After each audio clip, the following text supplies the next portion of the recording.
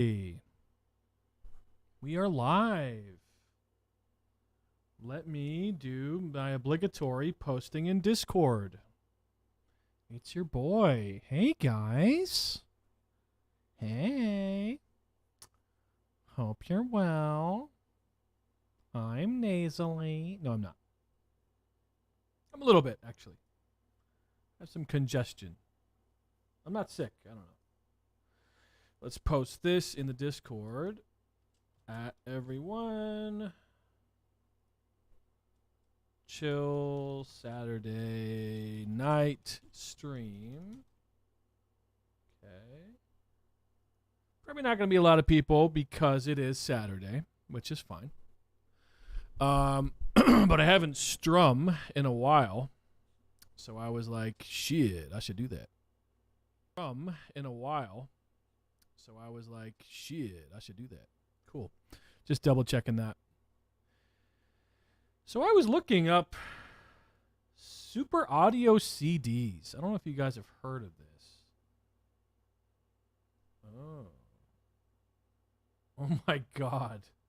Too Lazy to Try has a video that says Conor McGregor KOs mascot and sends him to the hospital. Jesus. I was looking up super audio CDs because they're very interesting.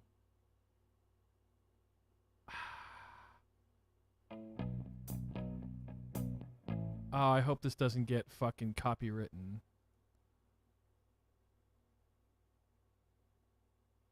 Let's see.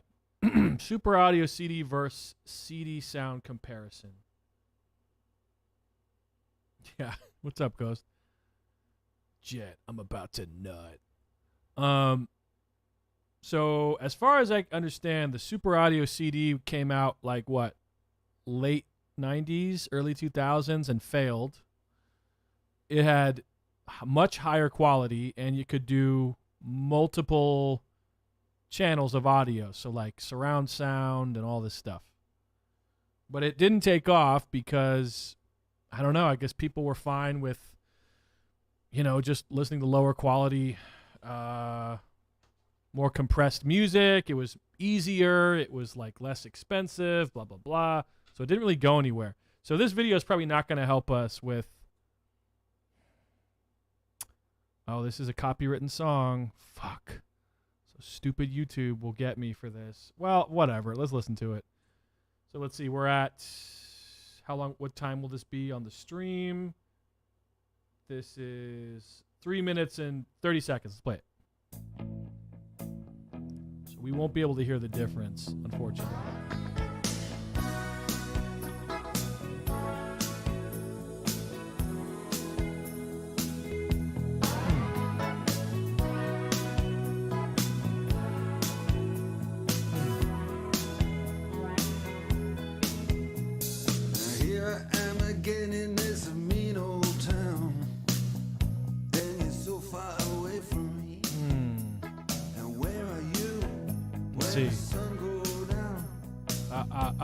You're so far away from me.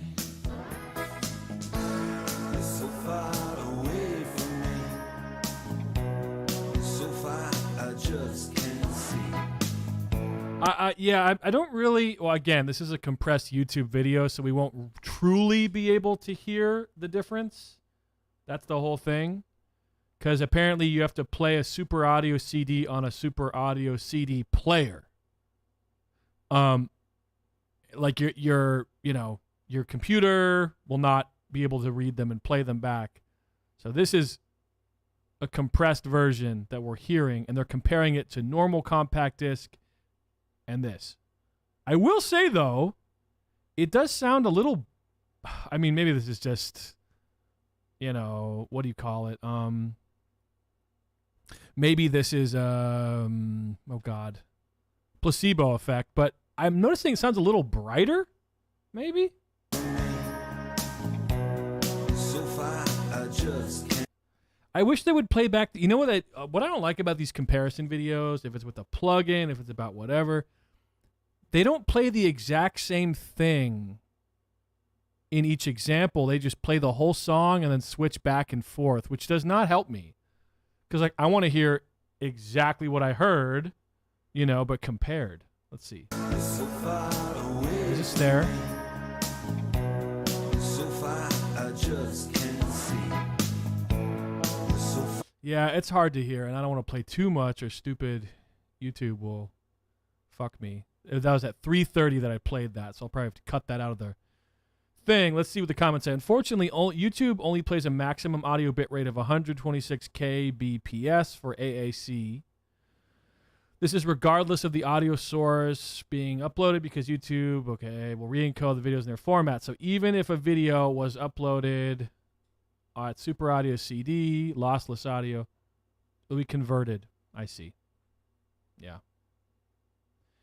Huh. So this guy says, when the Super Audio CD format was first introduced, I can make Jet actually a little bit smaller. Doesn't need to be quite so big. I took a Billy Joel CD in both formats. Give me a second here. Formats to the local audio store for an A-B comparison. I was amazed at the difference and, against my better judgment, plunked down $5,000 for the Sony Super Audio CD player. I never regretted it, but unfortunately there is a lack of available Super Audio CDs. Interesting. So, yeah.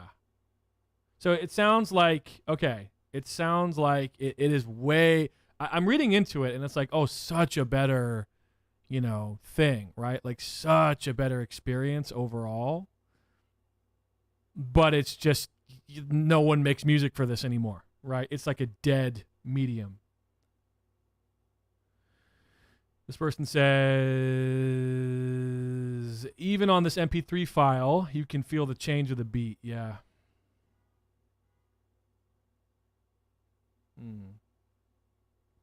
Sadly, this doesn't mean anything for the format. The two discs are just mastered differently, so you can hear a difference between the two different mastering process.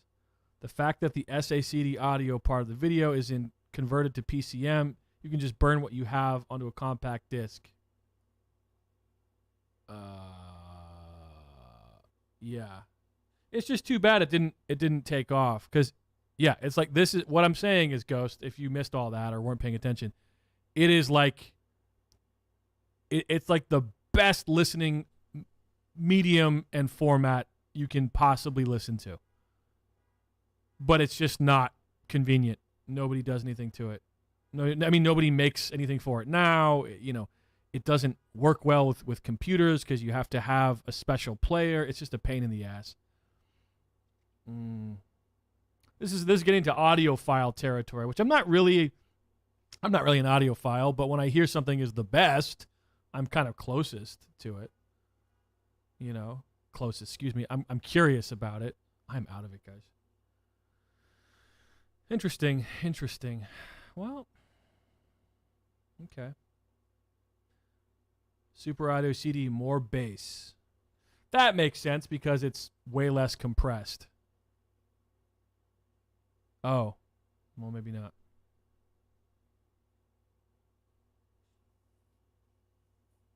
Yeah, interesting. Well, whatever. That's cool.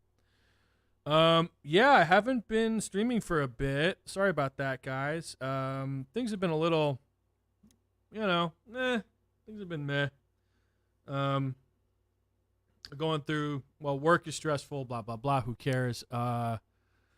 Oddly enough, I have an infected finger, which I know sounds suspect, but it's really not. I don't know what happened. I might have like clipped my nail and then it got infected or something, but I'm on antibiotics now because the doctor was like, oh yeah, you need to get this fixed.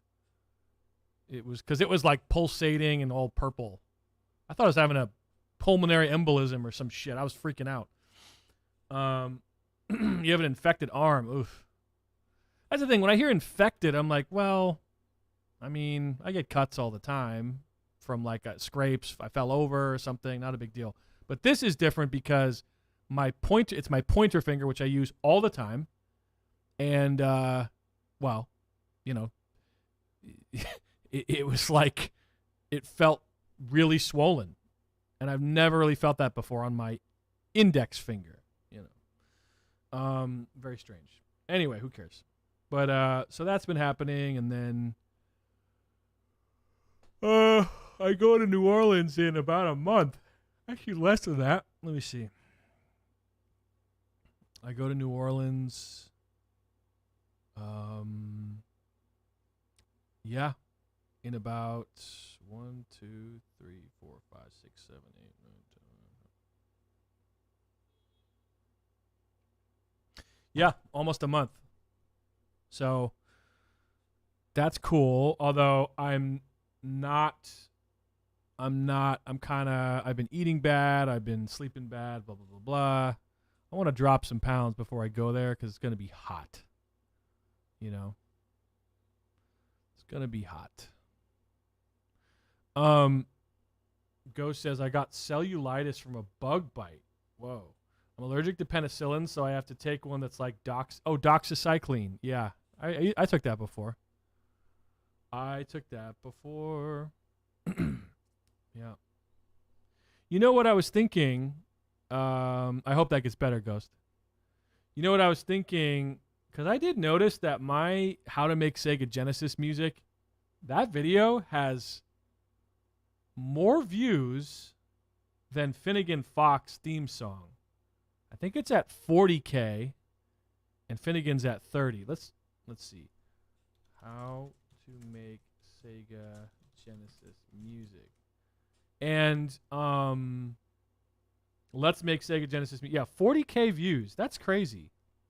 This fucking video.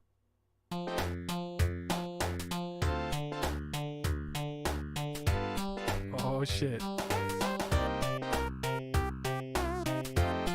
You remember this from 2020?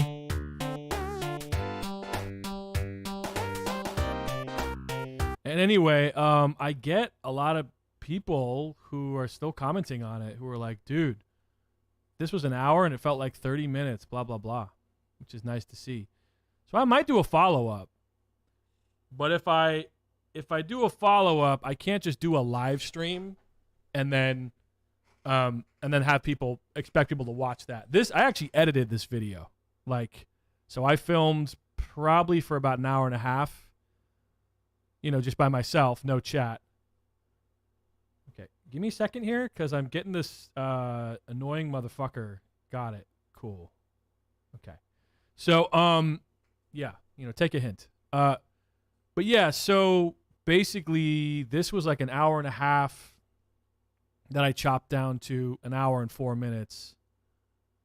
And yeah, I'd like to do something like this again. I like this shit. It's fun.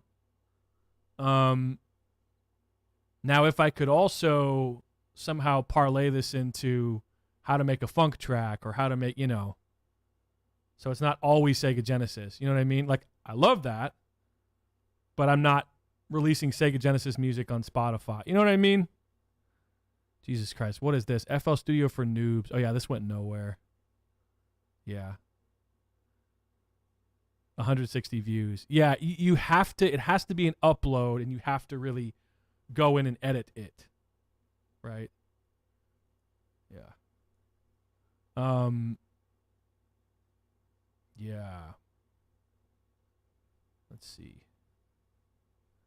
So I might want to do that. Maybe I'll do that tomorrow. In the afternoon, I'll just record that and edit it and put it out on Monday or something. Or even Super Nintendo. I was thinking about that too. Because I don't have a lot of experience making Super Nintendo music. But of course I love that music. Right? Let's see. Let's open up Contact. Let's mess around with Super Audio Cart. Let's see here. Where the fuck is it? Here we go.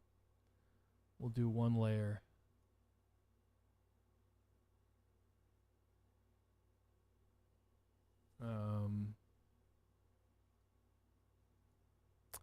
I had a really contentious sales call on Friday, and I'm glad my employer did not hear it. Whew, it was rough.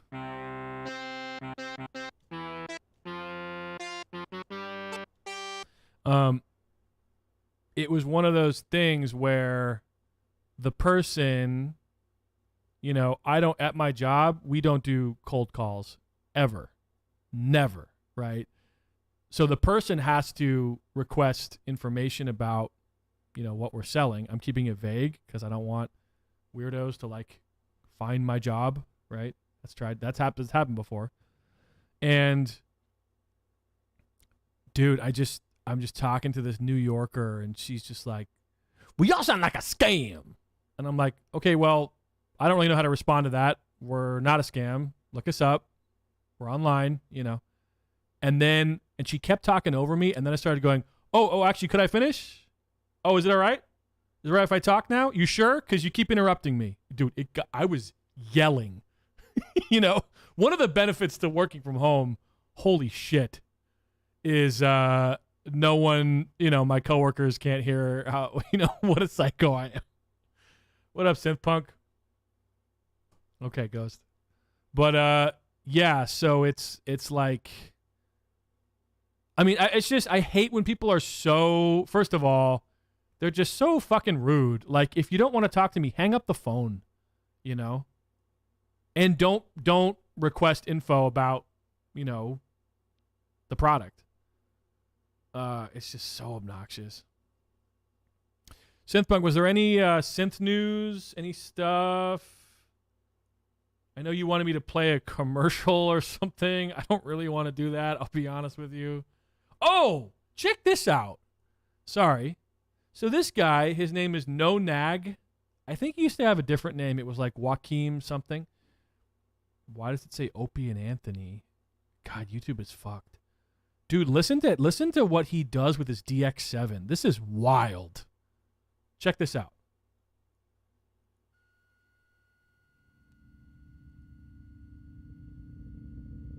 Okay.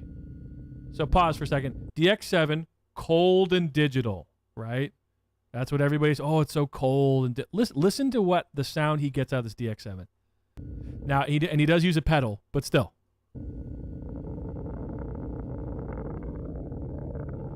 Bro.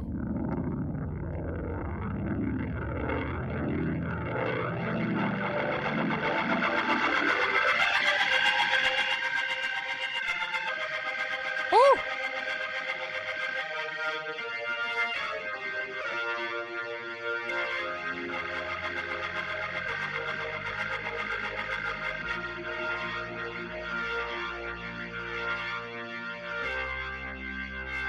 So, utilizing the A-B output of the DX7, the organ sound goes out of the output A straight into the Neo Ventilator 2, which is like, I guess, an organ pedal emulator thing. Ooh!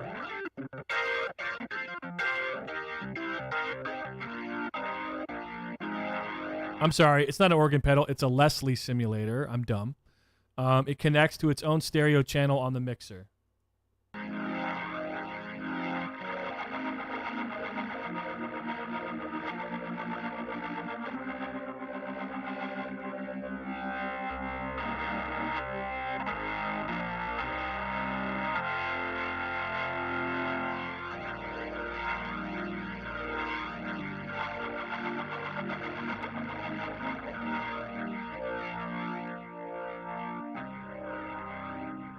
That's a killer sound, dude.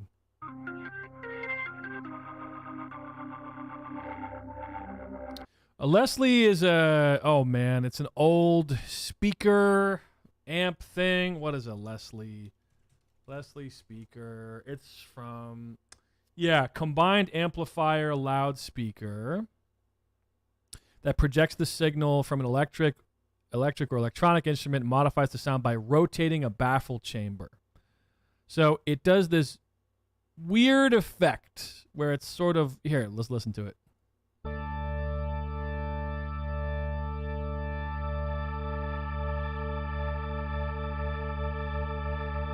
You hear that?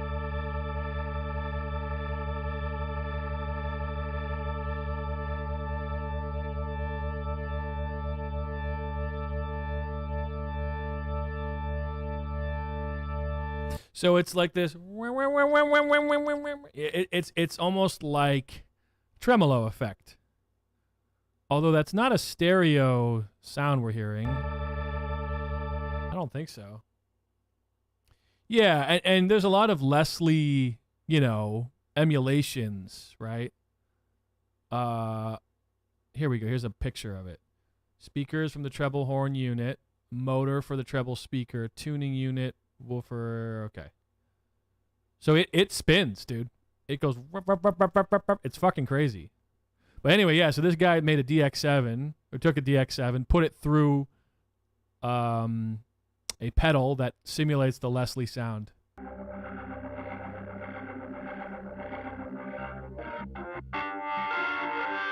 I can use CS1 and CS2 to alter the sound of the organ, kind of like drawbars. Leslie has stop, slow, fast.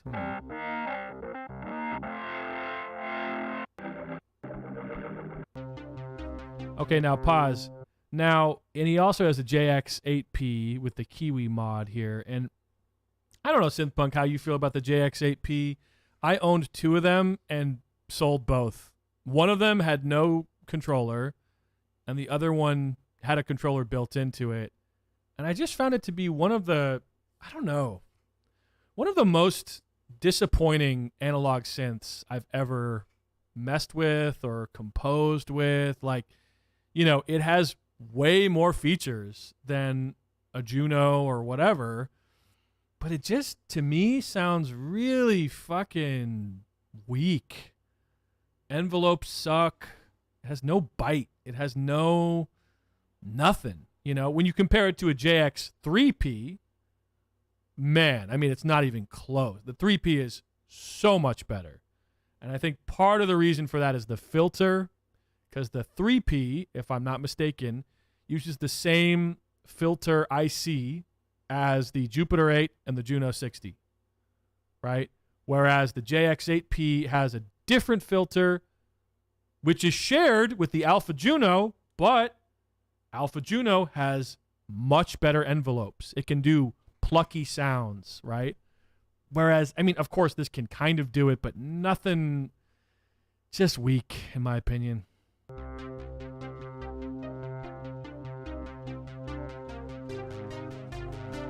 Now, is it unusable? Absolutely not. No, of course. This guy's making it work for him, But for me, I don't know. I found the sound very underwhelming. And again, this is why when Espen Kraft was going, the new, what the fuck was it called? JX08 is lifeless. It's not like the analog original. And I'm like, dude, the original sucked. Like, get off that dick. Just because it's vintage does not mean it's better. And I personally thought, you know what? Hey, finally the JX8P is good. Suck on that, Espen.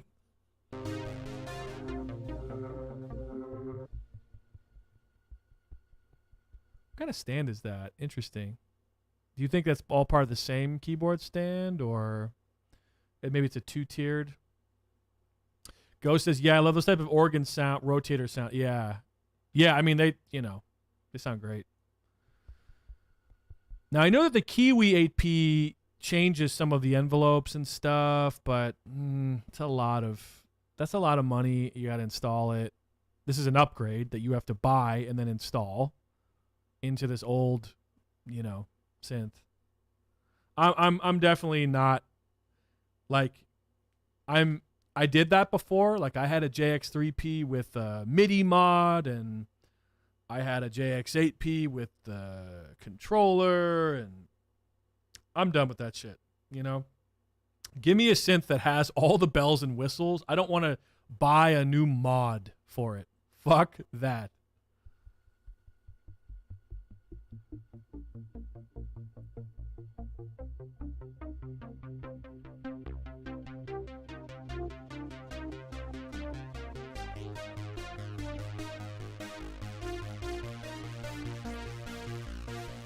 And something about that filter, it just, it sounds very fizzy, very frothy. It just does not have the same bite, man. I don't know. Let's, you know what? Hold on a second. I bet the Nord has a better filter and envelope. 1 second. I'm gonna copy that exact same.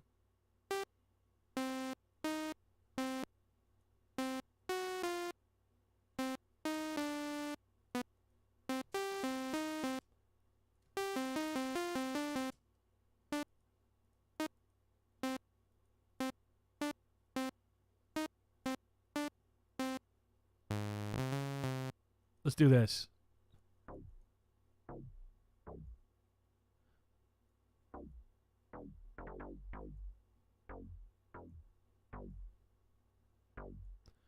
One sec.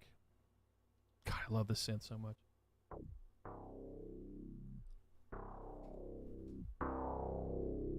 Okay, so let's go this first patch here. Oops, sorry about that. Okay, here we go. Let's just copy this and paste this. Sorry. Un momento, por favor. Un momento, por favor. My name is Esteban. Un momento, por favor. Un momento, por favor. Okay, let's listen to this.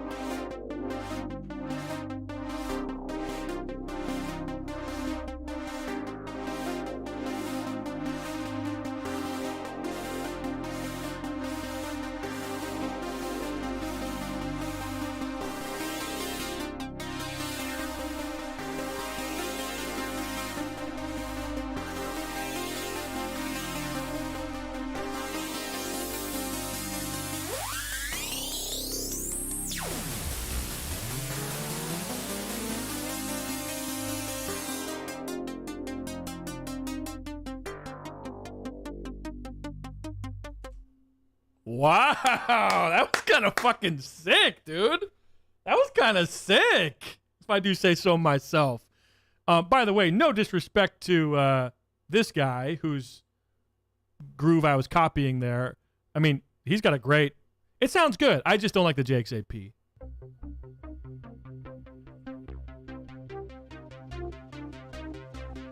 What's up, Indie Groove? Welcome.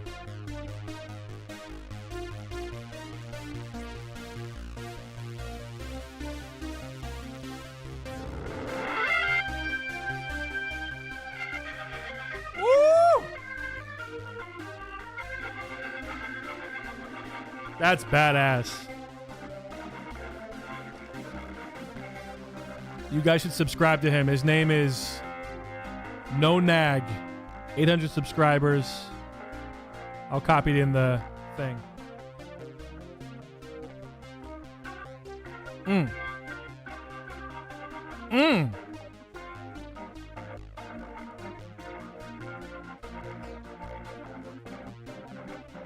Oh, I'm sorry.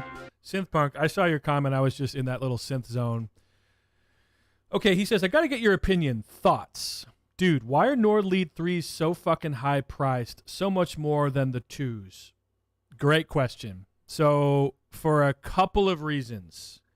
First of all, I prefer the Nord Lead 2 and 2X sound to the 3 because, well, we'll get into it, but the 3 has a couple amazing things going for it. First of all, well, not amazing, nice quality of life things. So the UI on that thing is, everyone loves it. The UI is incredible. And one of the reasons why is the endless encoders. So, for example, we pull up a Nord Lead 3 video.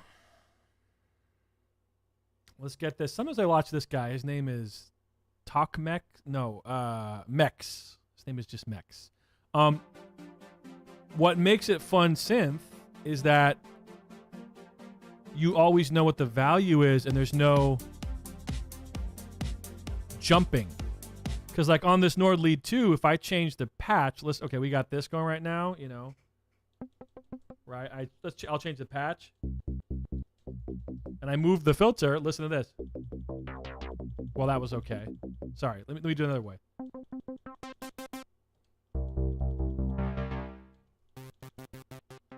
Like the value will just jump because you don't know what it's set to, because the knobs that you're using are strictly defined knobs. Does that make sense? Where these, I don't know if you can see, you can literally see. Let me make sure. I'll zoom in for you guys. Make it full screen or something.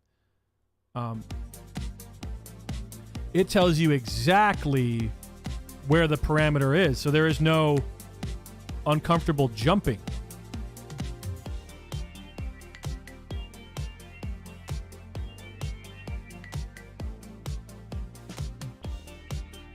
Man, this guy's chilling. This guy's chilling. Also, nice watch. I don't even like watches. Look at that fucker.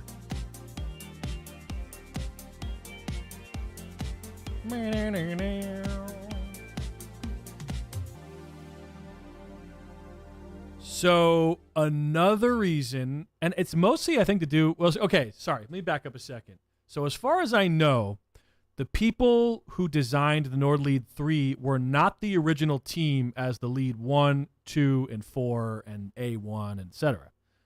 Different team. And it was supposed to kind of compete with the virus. So this was sort of like their take on the virus. So as you'll see over here, it's kind of hard to see, but there's like patch names, I'm pretty sure. I could be wrong. Does it say patch names? It's hard to read. Yeah, like the Nord that I use just has 1, 2, 3, 4, 5, 6. I mean, it's a good little screen, but you can't name the patches or anything. And on this, yeah, you have a wheel. First of all, you don't just press up and down. There's got a little scroll wheel. I believe it has aftertouch. No, I could be wrong. I think it responds to aftertouch. But yeah, so it's just got a really great, UI is basically, I think, the main thing. I don't think it outclasses the 2X or the 2 in terms of polyphony. I could be wrong. People just like this little ecosystem. There's more, I think it's more hands-on too. Like the unison mode, for example, is like a variable thing. I always fuck up that word. Does variable mean you can move it smoothly, or does that mean notched? Like, okay, for example, on this Nord 2X, if you want to change the unison mode, you go into an edit window, and it's like 6 different notches, like unison 0, 1, 2, 3, 4, 5, 6. Maybe it's just 5. And those are different levels of detune. I'll show you right now. Let's see. I'll show you. Okay. So we'll go here. Let's go to this again. Okay. I want to make it obvious here. So there's no unison on right now. If I hit shift and... Okay. Well, actually, sorry. So let's turn on unison. Now, if I hit shift and unison, this is the first setting. Oops. What the fuck? Oh, no, I fucked up. I'm sorry.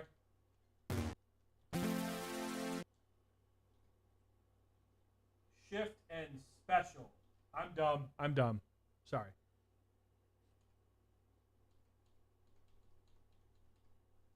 Shit. What is it? Give me 1 second, guys.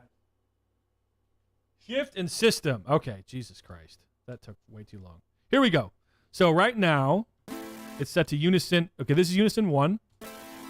There's almost no detune. You hear that? This is unison 2. Little bit.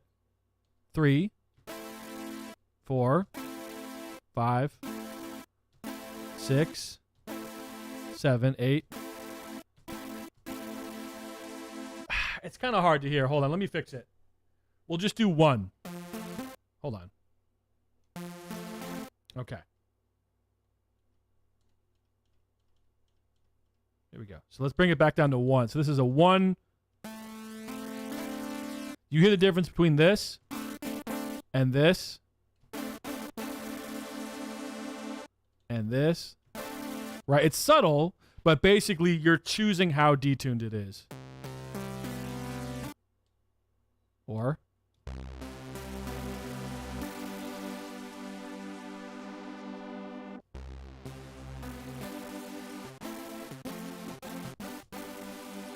yeah. So anyway, that sweep was sick. The release. Thank you. Is the 3 and 4 similar? No, not at all. So that's the thing. The 3 was made by a totally different team, and that's why it is so different from all the other Nords. So the 4 is kind of more like an evolved 2, if I have that right. The 4 does take some similarities, but it's kind of its own thing. I still want the 4, man. I really do. Listen to that now. Oh my God.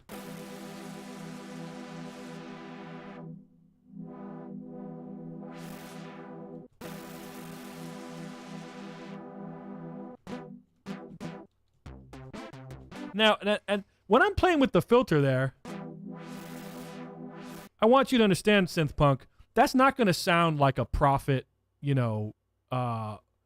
Prophet 5 Rev 1. You know what I mean? Not at all. It doesn't sound, it's not convincing as an analog replacement. I don't, I hope that's not what you thought the A1 was. The A1 is not that. The A1 is, and he says, my A1 sucked. Yeah, so here's the problem.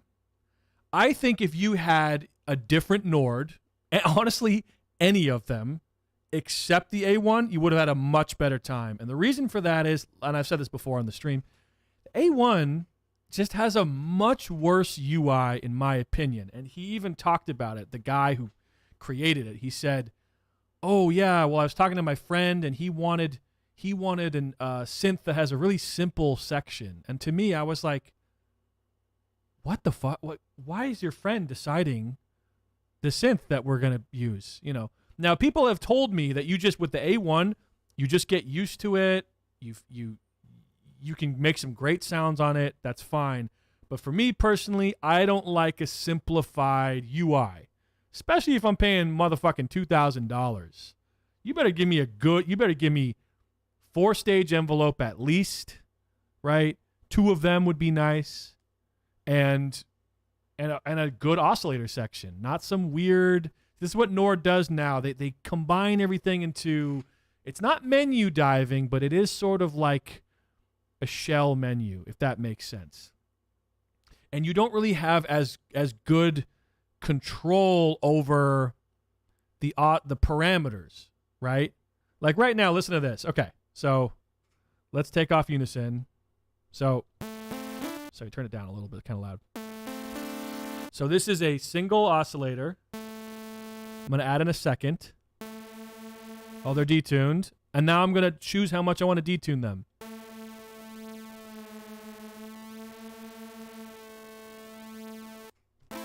Right? Oh, I want to change the oscillator type. I'm just going to select it. Now, what do we have? Oh, this is like a triangle and a saw.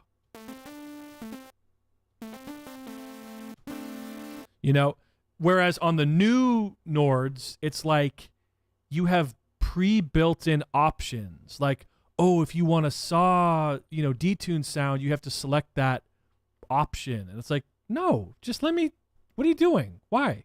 Why are you making it, you're complicating it by making it simplified, in my opinion. It doesn't become as hands-on anymore.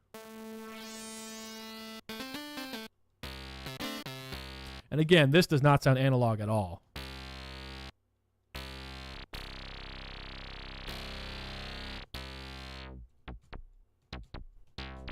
Sounds great, though.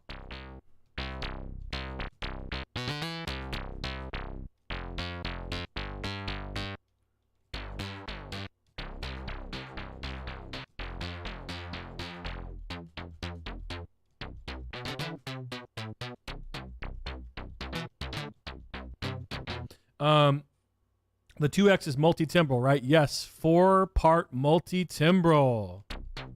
So that means 4 synths in one, all exactly the same. It's fucking great. Ghost says, why do synth heads care so much about synth sounding analog? This could take fucking 3 hours to talk about. I think that, okay, if I can simplify this, when synths were first coming out, they were analog. That's how it worked. And nobody really gave a shit about, analog versus digital, because this was all we knew. So I wasn't even alive. Let me back up. This is all that they knew, which was cool. Sounds cool. Great. Then they come in with the digital, right? Digital synths. Yamaha released some stuff like the GX something, and then the DX7, obviously, which was huge. You could also argue that the, oh my God, what's the new one? The third wave, the PPG, that has digital oscillators, analog filter, and digital stuff started coming in and just being like, oh, this is convenient, cool. Like the Juno is not a digital synth, but the Juno has digitally controlled analog oscillators, so they will never go out of tune on stage, which was a problem. That was a big fucking problem. The heat, So okay, cool. These are great. These are advancements. Then the DX7 comes out, and that's purely digital, and you're getting sounds that you just can't get on a Juno or even a Jupiter 8. And that to people was like the future, right? Holy shit. So then you get to, unfortunately, with that, to cut costs, they remove the controls on the front, and that would bring back Renaissance synths like the, what the fuck is it? The Roland. Well, actually, the Nord is a, kind of back to hands-on control, stuff like that. What the fuck is it called? The JP8000, the JD800, right? These are digital synths with hands-on controls. So, I don't know, somewhere along the line, I'm thinking around 2000 or maybe, no, later than that. Maybe 2010. Synthpunk would know. Synthpunk, I don't know if you can hear me. When did the analog craze start? The hipster analog craze. I'm going to guess 2013, maybe 12. And a big part of that is people looking at old shit. I mean, this is always how it works, right? You get to a certain stage and then you look back at the past and you take inspiration from it. Okay, he says probably 4 years ago. Really? I think it was earlier, but I think you're right, probably. But all that to say, there is a idea in people's mind that, analog, it's raw, it's real, it's more authentic, and, well, you can get some really organic sounds, that have their own uniqueness. And, to some degree that is true. Like, if you're playing with a VCO synth, voltage controlled oscillator, yeah, it will go out of tune. Absolutely. That's pretty authentic. This Nord that I'm playing right now will never go out of tune. And there's also, yes, you can do some stuff. Like let me go to a basic patch here. Turn it down. It's kind of loud for you guys. Jesus Christ. So like you can kind of do some stuff. No. You can do some stuff like modulate the pitch. You know, and get kind of weird, like.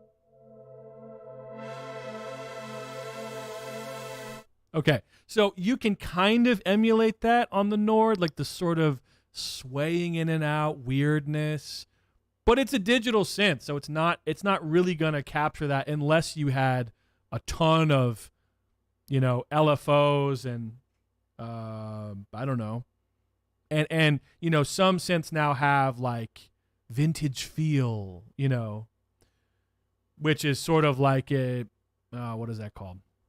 Vintage feel. It sort of like emulates or randomizes some parameters to make it sound not perfect and weird and unpredictable. But yeah, analog synths are for sure can do that better. Old analog synths though, because the new ones, in my opinion, I can't speak for every developer or whatever manufacturer, but the new ones are not built with. If they are built with VCOs, boy, the tuning is supposed to be really fucking solid. It's not supposed to go out of tune ever, you know? And yeah, so all this to say, I think that's why some people are so into the analog thing. And I mean, there's also a place for it. I mean, for some people, they think an analog filter just sounds better. And like Moog, right? The Moog filter is a coveted sound. I think a lot of people will say that the Moog filter sounds better than whatever digital thing you have. And maybe they're right. I don't really give a fuck, though. You know, because I think once you start going down, and I'm guilty of this, once you start going down this rabbit hole of, oh, but analog and, oh, no. It's like, first of all, are you making music with it? You know, are you actually making music with this gear? Yeah. Okay. Well, what kind of sounds are you looking for? Like, what kind of sounds do you need? Do you need a plucky bass sound? Do you need like a weird ambient pad? Blah, blah, blah, blah. Both. Okay. Well, let's look at this synth. Okay. This is what is this? Let's pretend it's a mini log or something. Or no. Let's pretend it's a Prophet 6 because I used to own one. Cool. All right. So you want a bass sound that sounds kind of like fat and consistent and really full-bodied. Yeah. Okay. Well, you can get close, but it might not be the appropriate synth for the sound you're looking for. It'll be good for like a weird pad, you know, spacey pad or something. Not so much for a deep fat bass line that needs to be consistent, right? Oh, well, it could use an analog mono synth. Okay, great. Sure. Right? But is that going to fit well in the mix? Or is it going to last thing with Moog, dude. Those are loud fucking synths. And I don't mean loud like, oh, just turn them down. I mean, they take over the whole mix. You got to EQ those fuckers. And I've talked to other people who said the same thing. So it's really, you have to think about it less in terms of, yeah, analog. Like, fuck that. Think about it practically. And that's why it's good to buy synths, explore them, figure out their strengths and weaknesses, and then you have a better understanding, you know? Like, they're not all created equally. They do some things way better than others, you know? And way worse. Like, I don't know. Like, if I was going for a, you know, let's see. Just give me a second. I mean, listen to that filter resonance. Sorry, that's kind of harsh. My bad. Doesn't sound very authentic, does it? It doesn't sound like, ooh, like, doesn't sound like a Moog, that's for sure. You can kind of get it to sound okay. But once you really start cranking the resonance,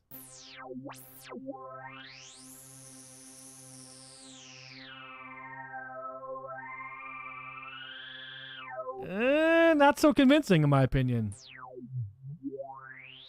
I mean, it sounds very kind of VA, virtual analog, late 90s, early 2000s. But it's okay because I don't give a fuck about. I don't care, because I first of all I know the synth really well, and I can get the sounds that I want out of it. Cobble says, "Yo, are you starting up a freaking PlayStation or something?" That laugh cry emoji should always be. I wish every emoji had a sound attached to it. Because what else would it be? Yeah.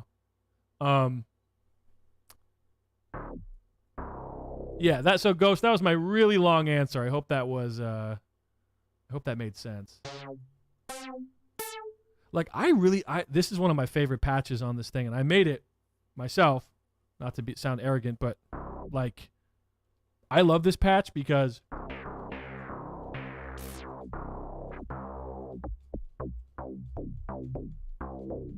it sounds cold and fat at the same time.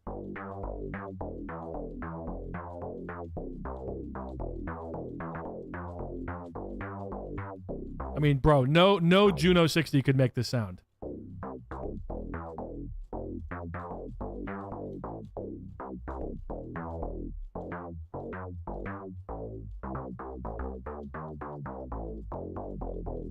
You know what I mean? I love it. You can also turn it to legato mode.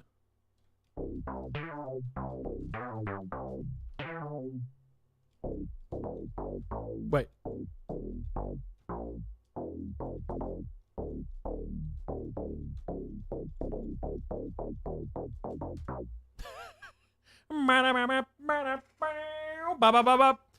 That synth sounds like She's a Bad Mama Jamma. Oh yeah.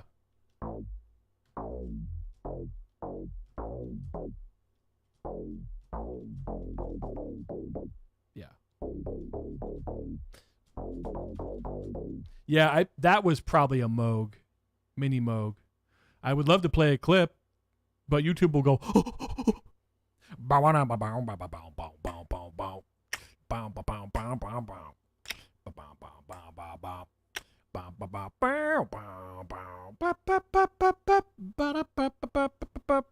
Hey, let's do that. Let's see if I can. What's the BPM for that?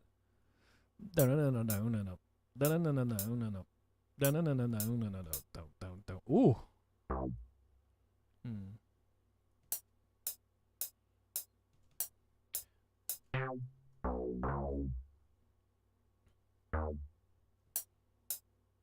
Oh shit. Shit, take that off.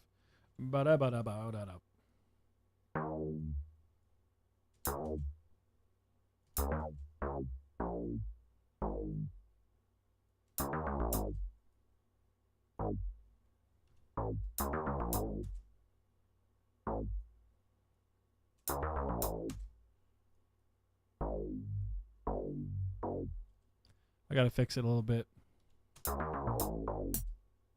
It's smooth. It's no.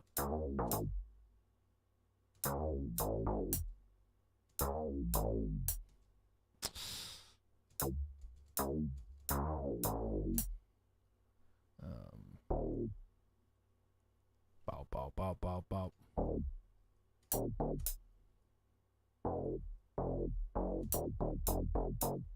Bump-a-dump.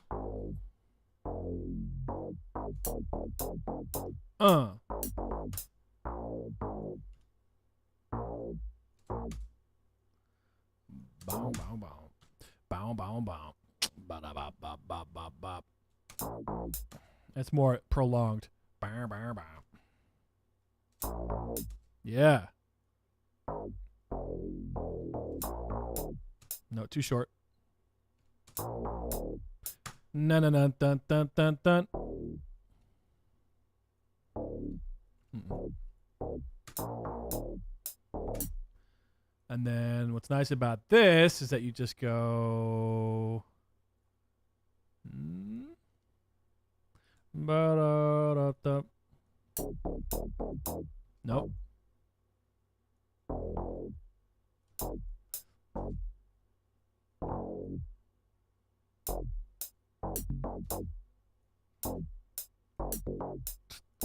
And it goes.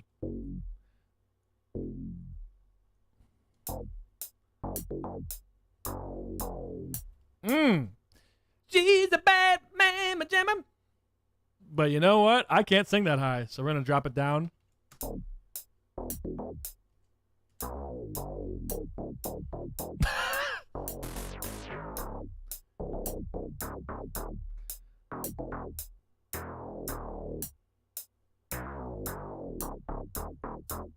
But she's a bad man, Jammin.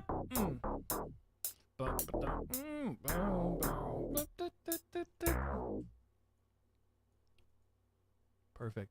Gobble says, "Hey yo, Carlton, I heard you've been looking for a new sound. Well, check this out."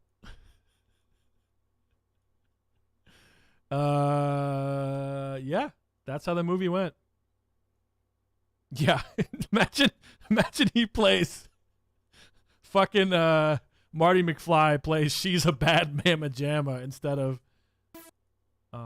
whatever he plays, Johnny B. Good.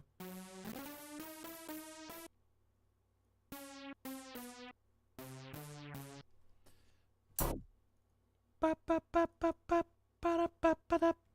think it goes.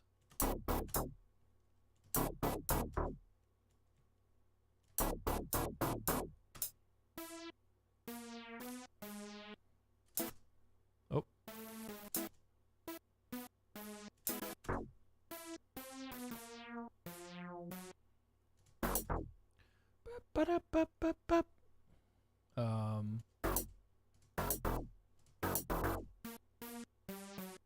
Too much resonance.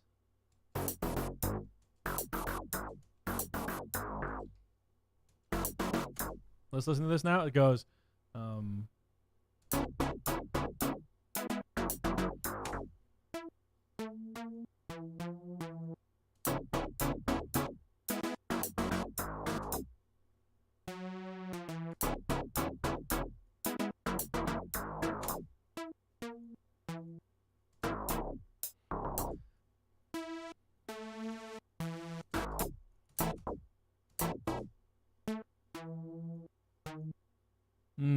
I fucked up.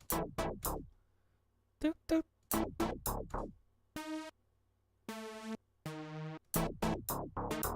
Oh, I fucked up again. So I get really into this.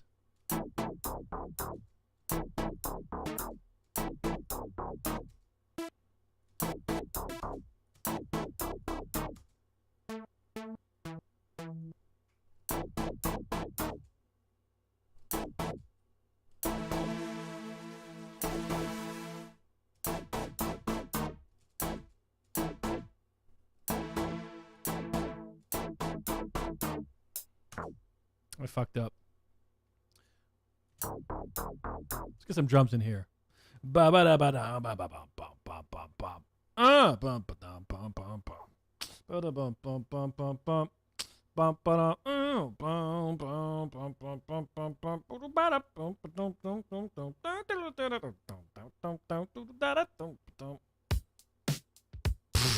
Fuck yeah, bro. That never happens. Where I just find a drum loop and it works. It's not the right sound, but who gives a fuck? Listen to it.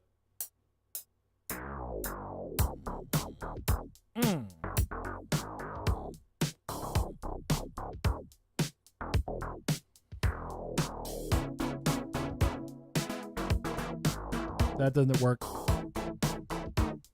No, this doesn't work, but I can fix it. We got. Let's make it shorter.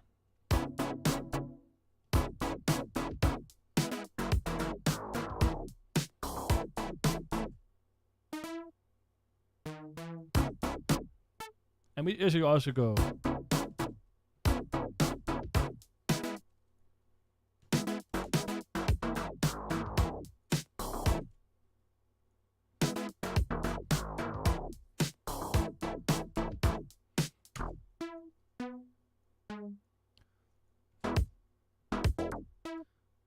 Ba-ba-da.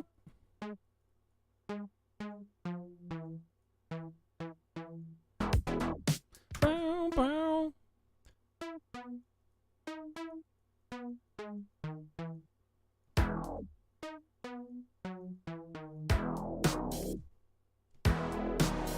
Oh! Sorry. That was a little unnecessary. Oh! She's a bad man, but Jammin. Just as fine as she can be. Let's listen to it now.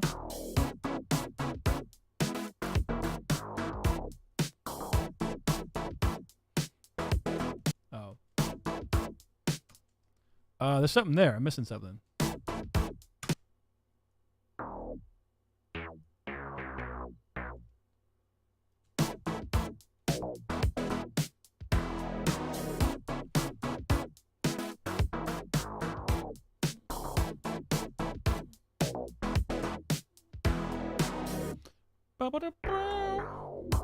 Now, if I had a mod wheel, the problem is I'm using a desktop synth, so I don't have a keyboard controller at all. Everything you've been hearing, I've been clicking in or using my typing keyboard. I'm dead serious. I need a fucking real proper keyboard.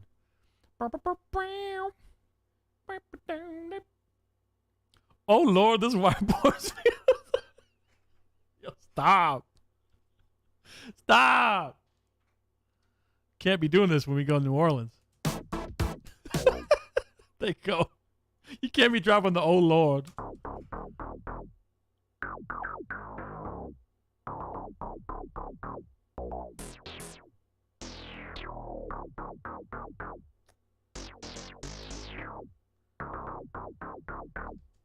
Let's do this.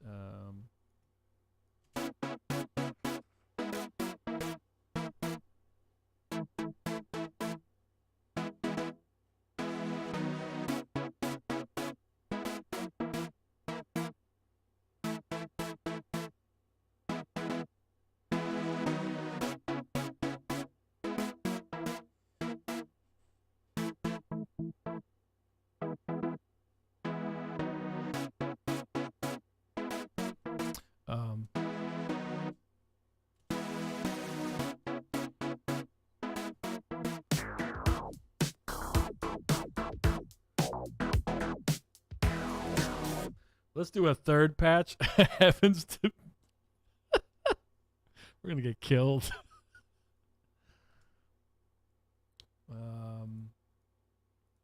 God, I cannot wait though, dude. Oh. Oops.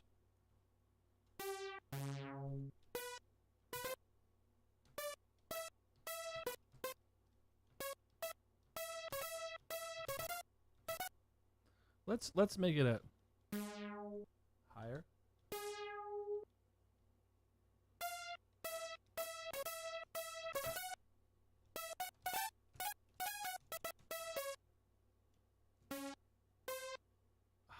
Fuck. See, I'm not playing this on a real keyboard, so it's tough.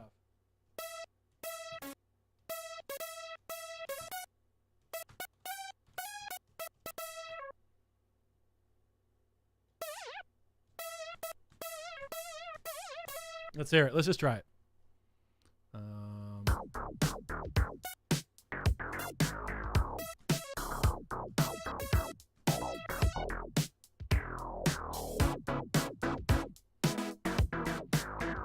Oh!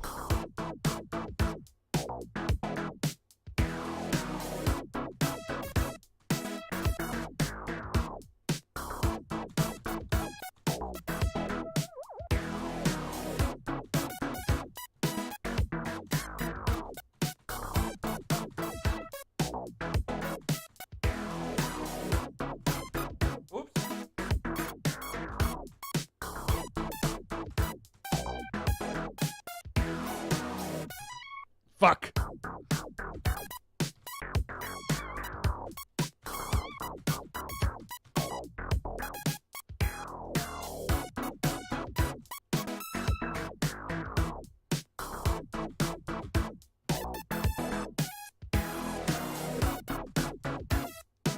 How about this?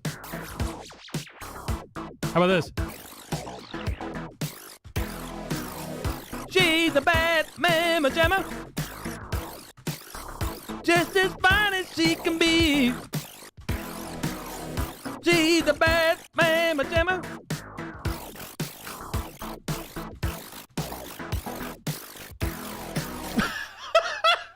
Just ruined it. You taking us to Mars on this one. You are the funk master. Hey, what's going on, synth? What does he say? Synth drone. Cooking with Kiko. Why am I adding delay? Yeah, man, but that's why I like the synth so much. That may be a little too. That's pretty close. Oh!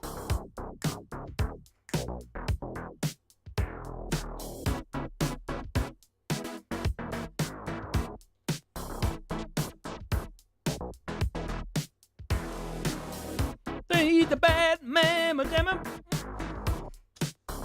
just as fine as she can be. Wow, wow. She's a bad mamma jamma. Lee. That's the lyrics.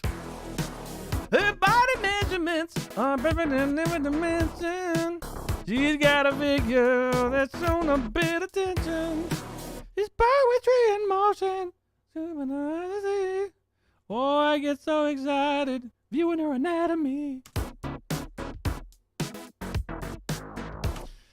Ghost says, is it bad I've never heard the OG song? Yes, it is. I mean, I want to play it for you, but YouTube, man. YouTube will go, but you know what? Just for you, Ghost, we're going to play it. Just for you. Because trust me, what you're hearing now is nothing compared to the original. Nothing. So what we're going to do is I'm going to play it low.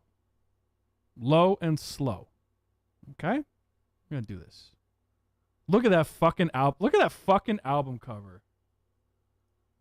Gobble says this would make for a good karaoke song. Yeah, not for me though. Ain't no way I could sing as good as him. God damn. I'm going to bring down the audio a little bit and we'll talk over it.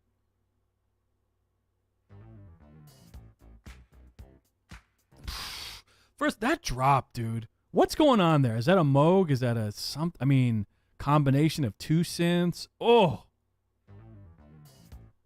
I think it's, yeah. And like maybe another one on top of it. Ba-da bop bop bop bop. Bop ba-da. Ba-da-bop-ba-da-bop-bop. Hey, yeah, bop bop bop bop. Ba-da-bop-bop. Fuck YouTube. Ooh. Look at her. She's a bad mamma jamma. Sucking dick and eating ass. She's a bad mamma jamma. She fell on a plate of glass. All right. Hey. She's got a figure that's shown a bad attention. She's poetry in motion. YouTube get fucked. Oh, it's so excited. Viewing their anatomy. She's built. I don't know what she's saying. She's built. She's stacked. She's built. She's stacked. Oh, she's stacked.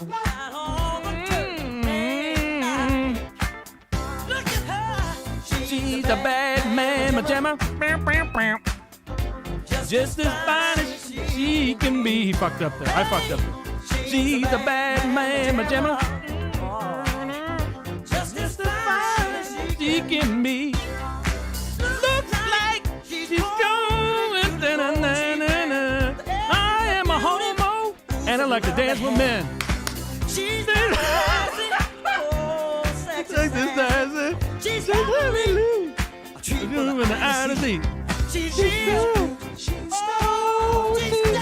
I gotta say, saying she's built is really a weird, not weird. It's not natural. I thought saying she's filled. She's built. Okay. Got all the curves a Man, like.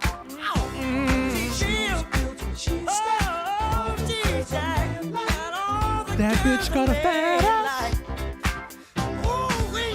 She's a bad mama jamma. Ooh, she's bad, just as fine as she can be. Hey, she's a bad Mama jamma. just as fine as she can be.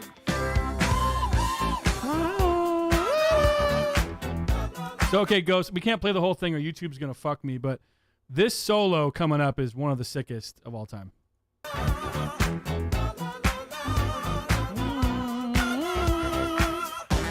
Right here. Oh!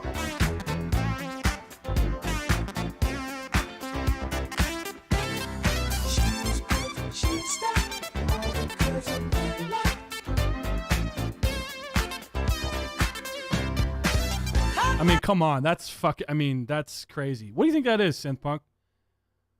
Could be a Prophet. Could be a Juno. When did this come out? 1980? She's a bad mama jamma.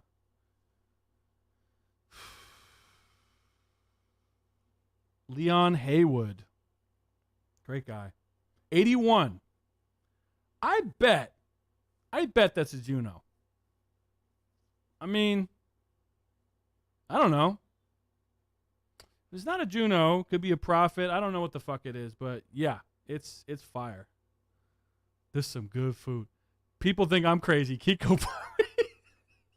Well, I'm just saying stuff so YouTube won't end the stream. Sometimes they end the fucking stream or the stream gets cut out because of a copyrighted song, which is like, fuck you. Okay, fine. Disable monetization. That's fine. Don't fuck my stream. People are watching, you know. Yeah, bro. It's killer, dude. Fuck YouTube for real. I mean, that's why I like Twitch, but Twitch also has its problems. I mean, first of all, Twitch does not support unless you're playing fucking video games and you got big tits or something, dude, I'm sorry. Or you have a really fucking dedicated, it's not good for people like me who want to make music but also want to fuck around. It's like they want you to pick your lane and honestly, the music I haven't seen the music production stream that wasn't built around some sort of gimmick. Like what's his name? I mean, he's cool. This guy rocks. Funky Town I don't know, whatever. Hillbilly Ho Step or something. Beatbox. Fuck it. Whatever his fucking name is. Cool guy. He makes jams, but the whole stream is he's got like multiple cameras set up and he's got all these weird effects and it's like, dude, fuck that. I don't want to do all that shit. I mean, it's not that I couldn't do it. It's just I don't want to have to do that in order to get people to watch, you know? Oh, check out these crazy filters I did. Oh, look, suddenly it's going psychedelic. Like, I get that that's cool, but if you have that sort of an attention span that you need that shit in order to have a good time, I don't know. Good for you, I guess. That's not what I do, you know. I'm all about fucking just making some shit, laughing about some dumb fucking shit, whatever. That's what I used to be about. Now I don't know what the fuck I'm about. Now, fuck it. Actually, I forgot to take my pill here. This is antibiotic for my infected finger.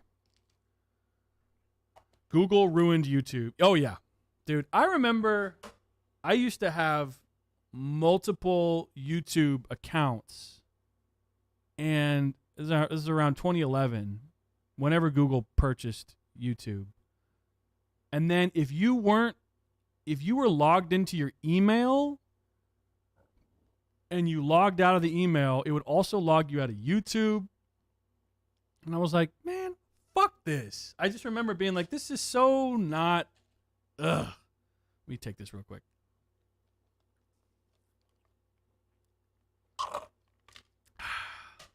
Love that. Fucking up my stomach. Yeah, I remember when YouTube was, well, the glory days. And I wasn't even making content then, but just as a, I didn't start making YouTube videos until 2017. But the content days of you could do pretty much anything. You could do whatever you wanted. It was fucking dope. It was so not corporate. YouTube was like literally for everyone.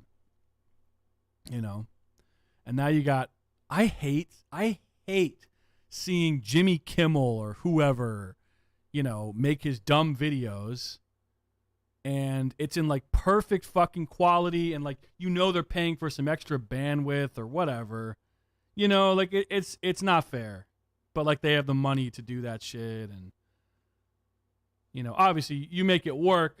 On YouTube now, you just have to be really specific about your algorithm. And to be fair, I fucked up my algorithm because I think I did too many things. I did too many types of videos and it got confused. And that's why I've kind of been at 2,500 now for a year and change, which I'm not complaining about. That's great. But I did too many different types of videos. And I think YouTube was like, what are you doing? Because it doesn't know how to market me. Like I started with the JoJo remixes and then I did, I don't know. And then I did the live streams, which were JoJo based and Sega Genesis. And then I did fucking, I don't know, Finnegan Fox shit. And then I went to Twitch and then I did those walking streams were a really bad idea. They were fun, but they did not help the channel at all. I should have made a separate channel. But the problem is you can't go live mobile unless you have 1,000. So I thought, I'll just go live now. There were some good times, though. Good times. But yeah, it just kind of sucks that you have to be so, I don't know, so tactical about everything with YouTube and stuff. But now what I'm doing is I just stream when I want to, and I'm just going to put out music, and yeah, I mean, that latest song is, look, what did I screenshot the other day? This is from YouTube, from Spotify artists. Yeah, okay. All right, so my amount of listeners went up 133%. Just fucking crazy. It doesn't have crazy. I mean, I'm only at 430 all-time streams for my song. But to be honest, that is way more than I thought it was going to be. So now when I do a new one, I'll be a little more, first of all, give it like a month or a month and change of promo. I don't know. Yeah. Synthpunk says, I got locked out too. What do you mean? Oh, right. With the email and stuff. Yeah. Totally agree. I got to fly, bro. Talk soon. Love you, brother. Yeah, man. Of course. You're always welcome. Always welcome. Not everyone is welcome, though, like some of your crazy fans. I don't want to call them fans. Some of your obsessed people. Synthpunk obsessed. But that's fine. I haven't seen them around, so that's cool. Yeah. But anyway, Ghost, I hope that was worth it for you. I hope you liked it. Carl Carlton, is he still with us, Mr. Carlton? Let's see. Let me look it up. Yes, he is. He's still alive. He is 70. Oh, wow. I thought he'd be way older. Pull this up here.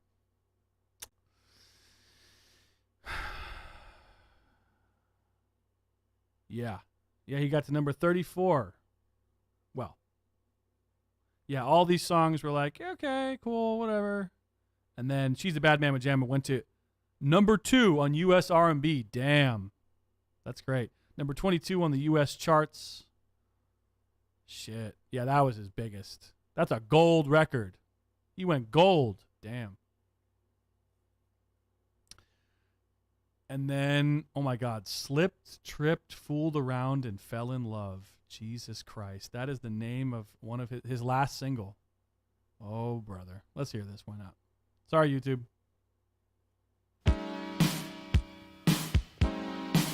Oh.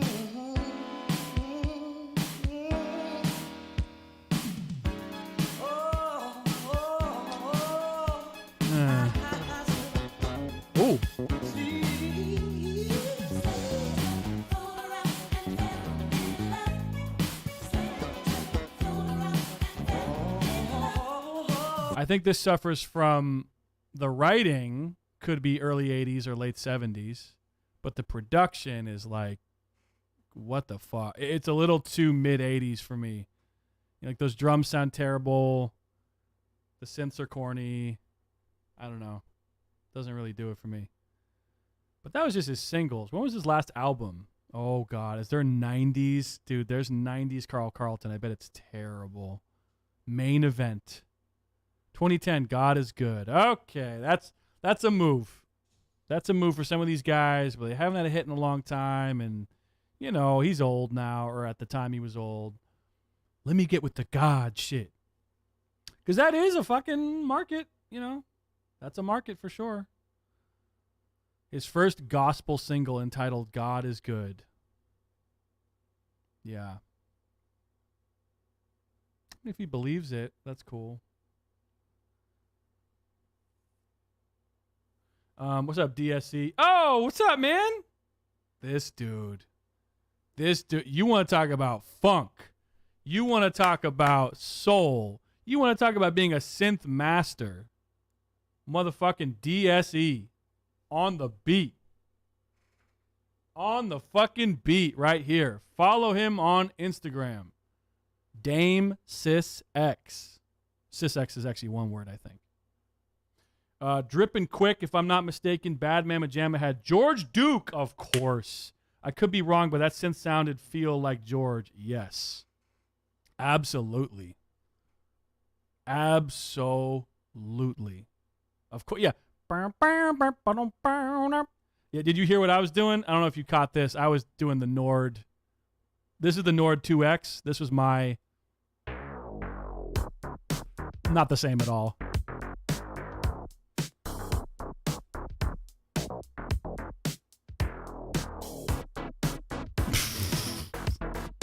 Not quite the same.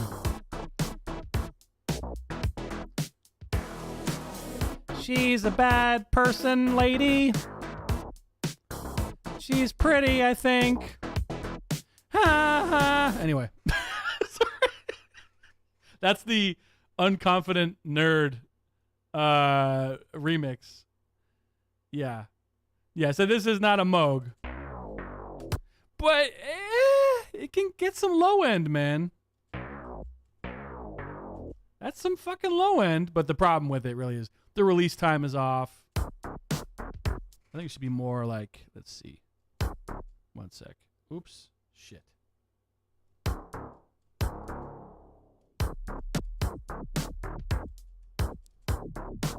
There we go.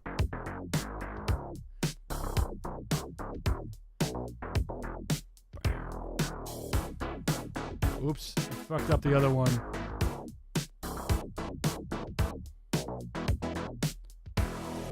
You know what I can change this patch to, actually? Let's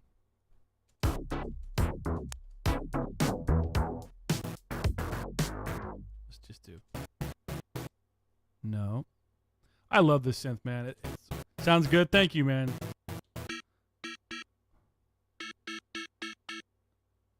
Those chords are wrong, by the way.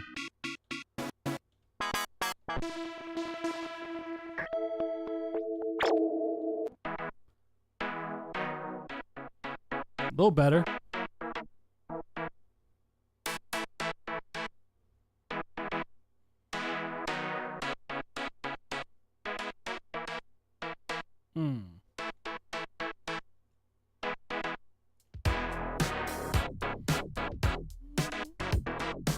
Ooh!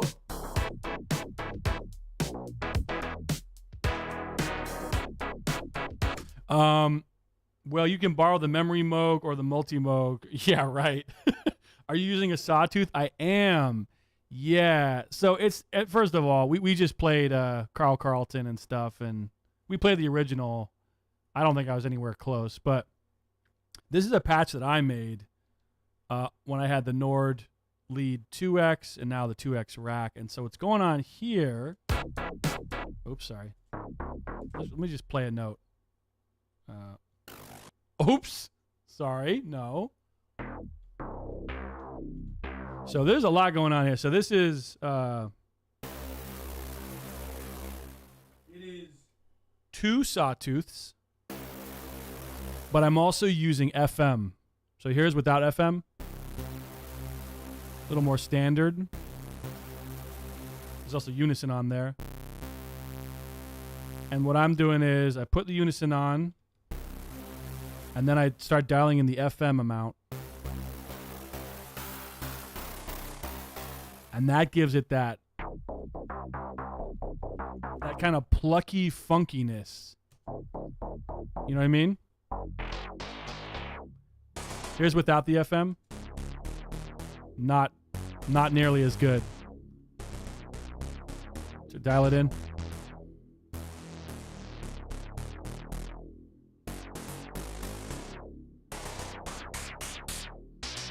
You don't want to use too much, or it's like an ice pick to the eardrum. Like, yeah, it's too much.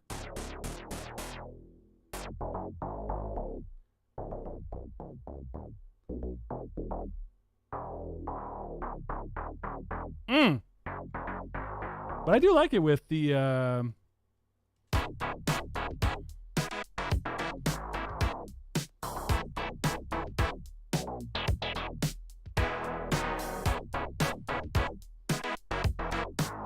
yeah, that ow, exactly. Ow, ow, ow, ow, ow.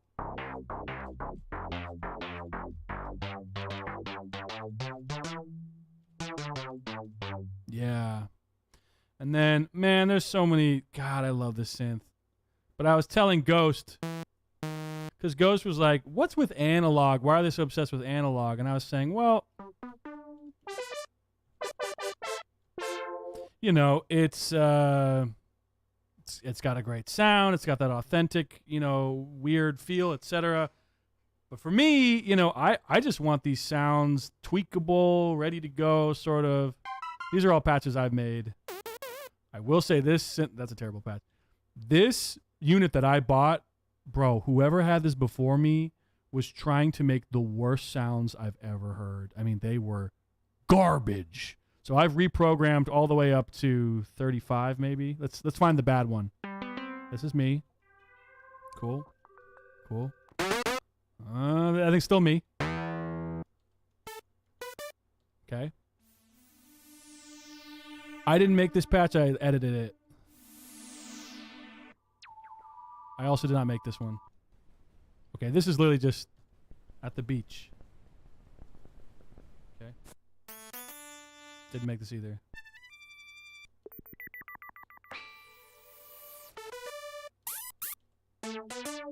This is actually the same patch. I just kind of edited it a little bit.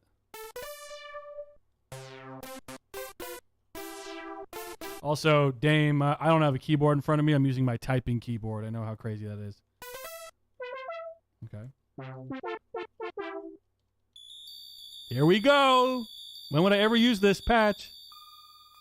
What about this one? Ah. Turn it down a little bit. It's kind of loud.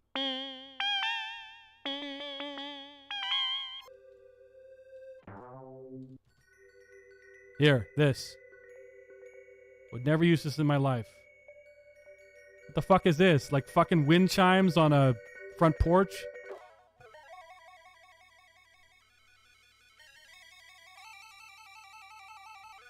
I mean, I guess I might use that. Ugh. Sounds like a shitty Casio now.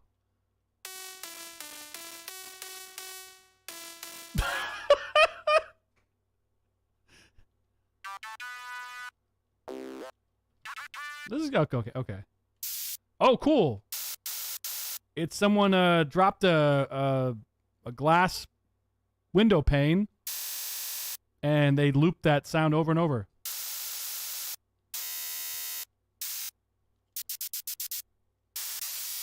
Jesus Christ. Okay, wow, a usable sound.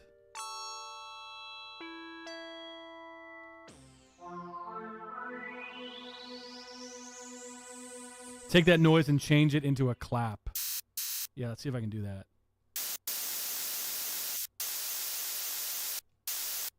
Sorry. Is it working? What the fuck? Oh, it's got a weird filter on it. I see. I should probably turn the lights on. I can't even see the synth. Hold on. It's using a high pass filter. That's my another complaint about the Nord is that you can only use one filter at a time, unlike, well, Juno has dedicated high pass filter, which I always loved. Let's make it low pass. Here we go. Now it's low pass. What the fuck?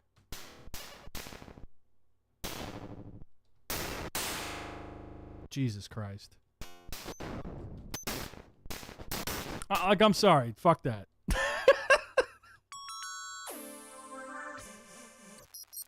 Here we go. Another one that I'm going to wipe out. 57. You're done.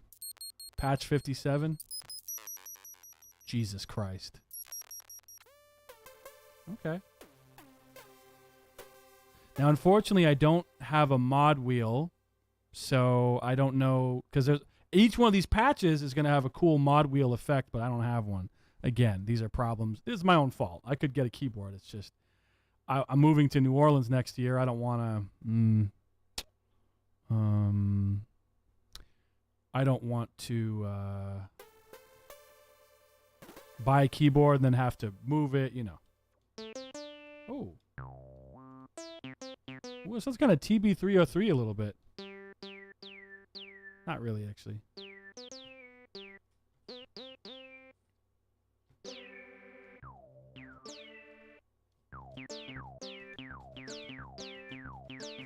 Kind of fun.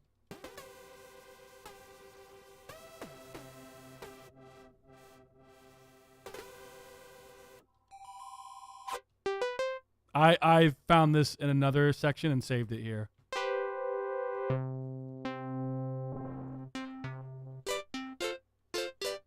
Fucking crazy, that FM.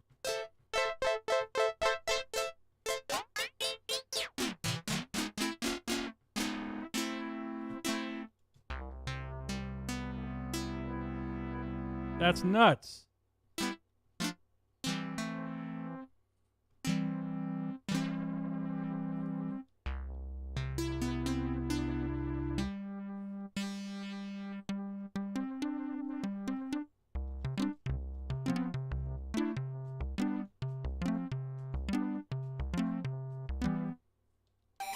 Jesus Christ.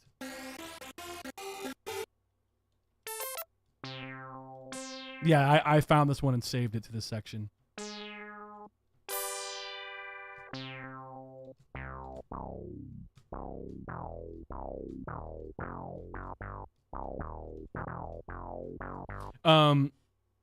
He says bells, that siren I would have wiped out. Yeah, I'm like you. Once I get a new synth, I have to wipe a lot of patches out and program my own. I call that the Joe Zawinul wipeout. Every synth Joe bought, he cleared the whole factory. That's so funny. That of course he would though. I mean, he's a master. You know that makes sense. He's like, I don't want to hear this fucking shit. I don't want to hear. Who's this guy who made this little techno bullshit? Fuck out of here. You know. Man, when did he pass away? Was it late 2000s, early 2010s? I should check out more of his stuff because I'd love to hear what he could do with I don't know, with an Andromeda or whatever, or a JP8000. You know what I mean? I would be curious to see that. Yeah. What was it doing here? That's a great sound. I got to stop doing unison all the time. The thing with unison is that it just makes any sound better, in my opinion, because the unison on the synth it's not a chorus effect. It's doubling the patch and then detuning it slightly. So it just gives you that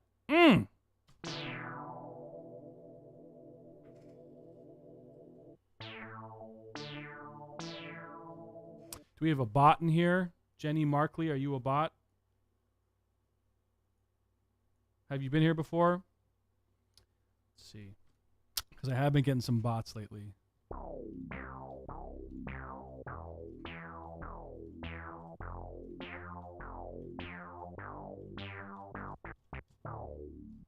Although I will say this patch sounds good in mono mode. Ooh, it almost sounds better in mono. Let's make a new thing. It almost sounds better to me. That's pretty impressive, dude, that this digital synth can sound so... Jesus Christ, sorry about that. Let's just make a new arrangement. Boom.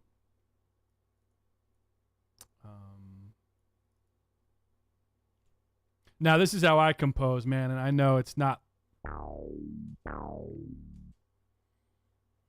It's not how most people do it.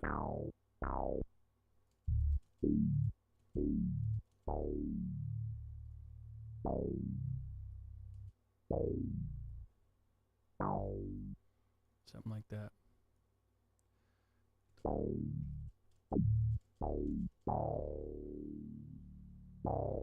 Weird. Sounds like my stomach at lunchtime.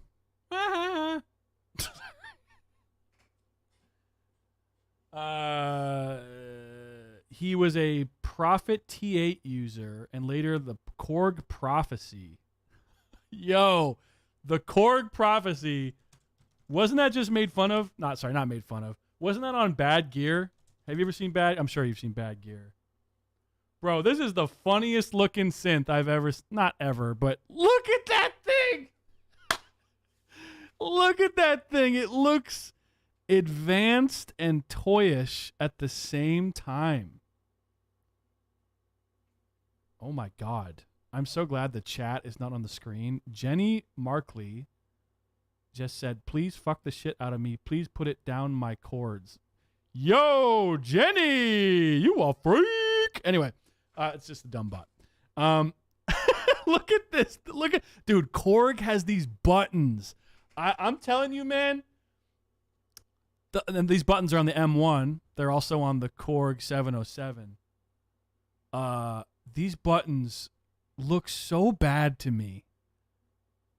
I don't know why. They just really bother me. It's like, is that a little gumdrop? You know what I mean? Is that a little gumdrop that I'm pressing? Yes, Gobble says it looks like you'd buy that at Walmart for $200. And yet, oddly enough, it's actually like it's a cool little synth. It's a bad little synth. Mila's a bad little chick. That button is also in the synclavier. Real this?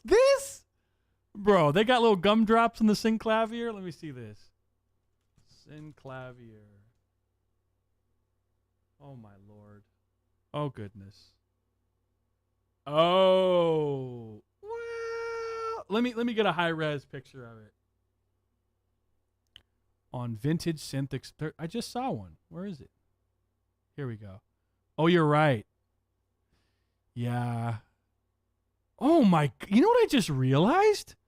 Synclavier is a direct inspiration to the, oh my God, that new MIDI synth. Dude, look at this design and tell me it does not look like Labs C15 synth. Nonlinear Labs and bro, tell me that the Nonlinear Labs C15 does not look exactly, bro, come on. Lawsuit. Lawsuit, I'm gonna snitch. I'm a fucking snitch. I'm gonna snitch. I'm gonna snitch for no reason. So stupid. Oh, we got another one. You're cute. Are you single? You can't even see me, bitch. All right, there's another one. Damn, we're getting botted. We're getting shotted. Yeah, you're right. It does have the gum drop. I don't know though. Korg, when Korg does it, it's just worse. Cause it's not just a red. It's like it turns red when you touch it. Wow, don't quote that, please. But also, yeah, the mod wheels look strange.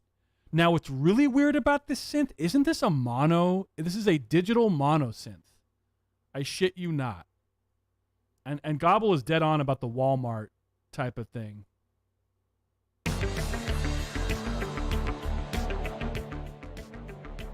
Okay, we are getting swarmed now with bots. Wow, this is interesting. Luckily, it won't show up on the chat replay, and I don't have the chat on my screen anymore. I know that's kind of a bitch move on my part, but, well, actually, I don't know how to do it because I only know how to do it on Twitch. But on YouTube, I have to do some special plugin thing that I forgot, and I'm like, yeah, it's fine. If someone comes in and says some wild shit, I don't need that being on forever on the replay.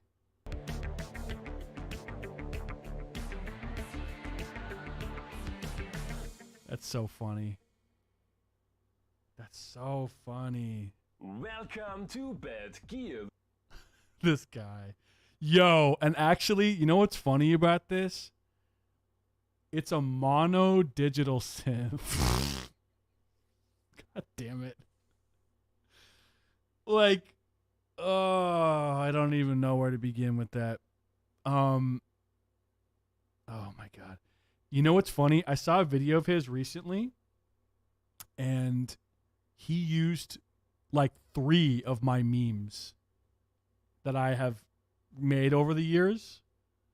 I've made some synth memes. He used 3 of them in one video. I was like, bro, I did not say, hey, thanks for using my memes because I don't really want credit.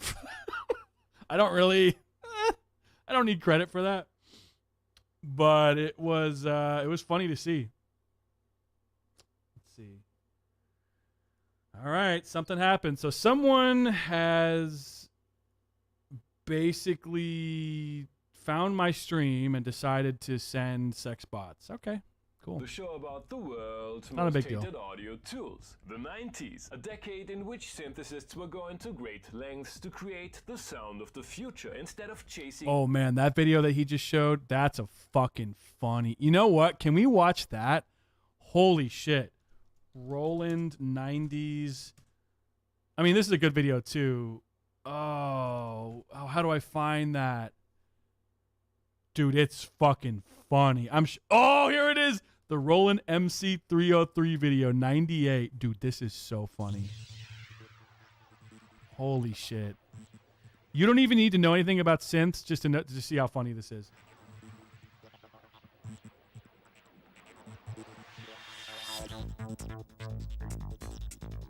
Dude! Groove. This looks like Batman Beyond opening. This is the dance in Matrix, at Zion in Matrix 2, where Morpheus is all sweaty.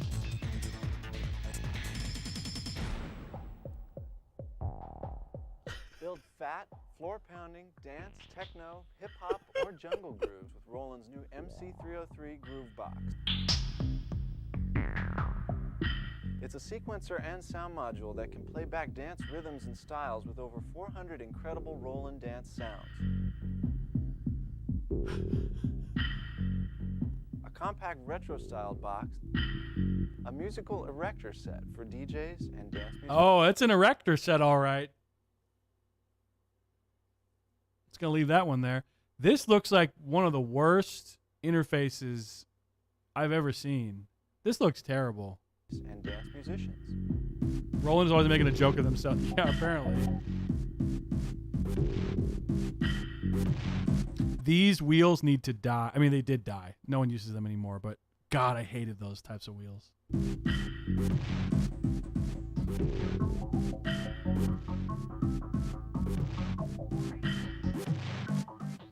Hi, I'm Ryland Allison. Yo, they found the funniest looking dude to demo, man. Is this motherfucking Silver Surfer's voice actor? Who's that guy? Wait a minute, Doug Jones? Wait a minute. Is that Doc Jones? Wait a minute. Wait. Hello, my son. I see you're working for Roland now. Wait a minute.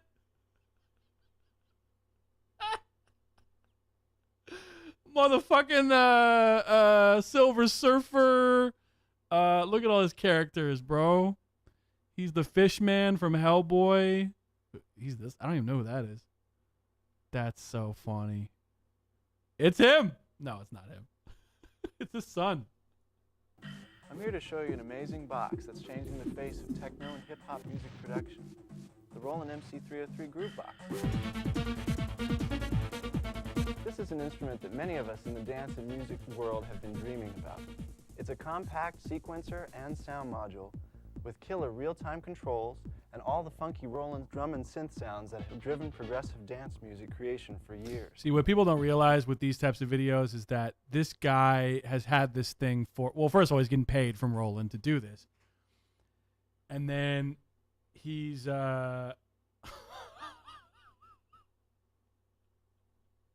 okay. And he's had like a month or two to prepare all this shit, and he's learned every stupid function of this thing, right? So he's making it look super easy, but I'm sure he was pulling his hair out learning to use it because Roland is notorious for having terrible manuals for their synths. I mean, you know, you need a degree in fucking astrophysics to figure it out, and dead languages. Okay, so got a couple more people who are trolling. That's fine.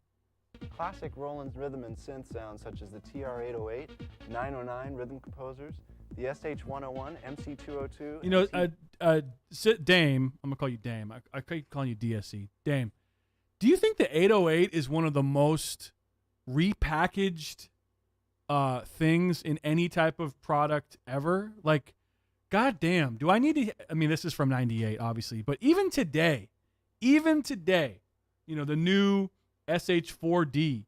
Oh, and it comes with, you know, if you want a Roland 808 kit. No, I don't. I have 1,500. I have a million other things that have an 808. I'm good, fam. God damn, dude. Enough with the 808. Dame says, those patterns, feel the groove, feel the bass, feel the groove, feel the bass. Ghost says, is Roland an English or Japanese company or Japanese all the way? Yeah. So basically, I know you might think it's American because it's Roland, but yeah, Japanese. So there's Roland, Yamaha, and Korg. Those are the three big Japanese music manufacturers. Roland is probably like, I guess I would say the most popular for instruments these days. Korg is probably second up. And then you have Yamaha. Yamaha doesn't care because they make fucking boats and motorcycles. So like they're good. They don't, you know, they don't care about the sale. I'm sure they care, but it's not a big deal for them if their synths don't sell well. And when I say synths, I'm more talking about their fucking workstations and keyboards and stuff. But Roland is very much, you know, this is their bread and butter. This and then their Boss company, you know, Boss makes pedals and they have other stuff too. Yeah, Korg is Japanese. Yeah, pretty much they're all Japanese. Now, the other ones who are not, well, there's a handful of them. Like Nord is Swedish. Behringer is German. Ballinger. That's a terrible accent. Yeah, the Ballinger. And then you got Sequential, which is now owned by Novation. So Sequential is an American company. Novation is a British company. It's so weird that I know all this shit. Kurzweil. Yeah, Kurzweil's American. Yeah, there's not many American, you know, Moog is American. Always has been. Moog and Kurzweil. But not a lot anymore, dude. Not really, yeah. I was talking to that dude, the Murph, you know, the Murph on Instagram. And he was saying, like, Yeah, man, I want to have like a full American like synth setup, like a Moog and then a Prophet and all this stuff. And it really got me thinking, like, oh wow, there really aren't that many anymore. Now, of course, ARP Electronics was American. You know, let's see, 1 second. But yeah, there's like, I don't know, there's just not that many. And synthesizers were an American thing. You know what I mean? That started with Moog and whatever. Then Alan something of ARP. Krumar. Oh yeah, they're Italian. Yes. So is Seal. Yeah, Seal, Krumar. And they're kind of known, like, it's funny. I think those synths are dope. But a lot of people were like, I see all these comments like, yeah, 1982, I really wanted a DX7, but my dad got me a Krumar, and I fucking hated it. It was a piece of shit. It broke down. Had to get it fixed. I was so mad. I see a lot of those comments. But they got some, dude, I would love to, oh my God, what is the Seal Opera synth? This shit sounds dope as fuck. Seal Opera 6. Dude. Anyway, we get the idea. It's very 90s. Bro, the Seal Opera 6. Where is it?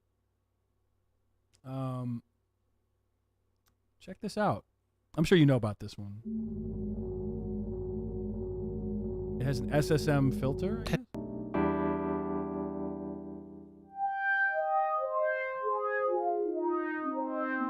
Woo!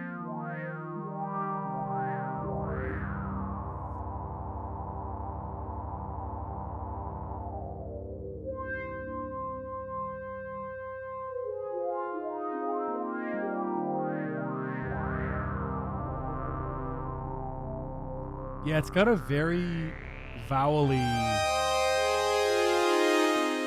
sound to it. It's not a vowel-y, but like weird sound.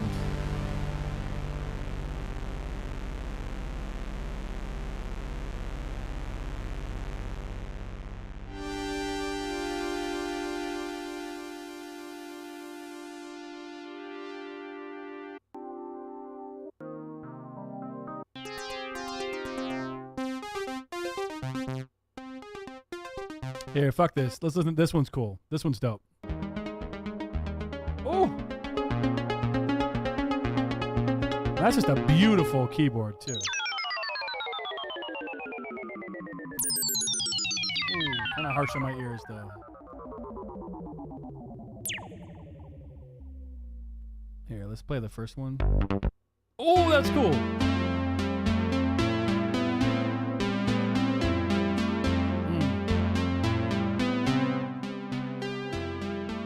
Yeah, yeah, yeah. Rolling socks.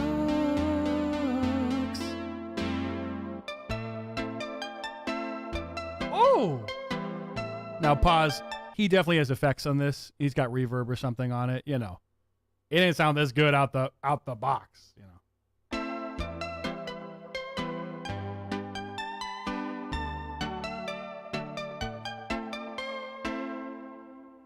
Let's see. Sorry, one sec. I want to read this. The Kiwi, more often branded as the Opera 6 or DK600, super rare, super great Italian synth. Sometimes reminds me of Jupiter 8 and Oberheim. The envelope generators are hella tight. The DCOs are damn bright and full. The filter's so mellow. Okay. Now, does he say what he's using for effects? He's not. He's not. That's okay. I'll forgive him. Ghost says, synths are cool, bro. When I get older, I'm going to be a synth drone. Hey, Synth Drones, it's me, James Drone. Trying to go to the drone zone.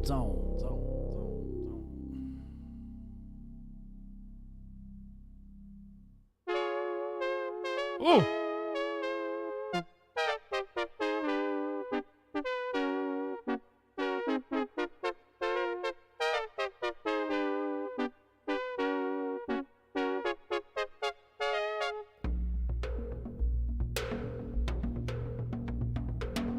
That's a crazy sound he's getting out of this thing. But again, he does have reverb on that. Yeah, Dalius is another troll, dude.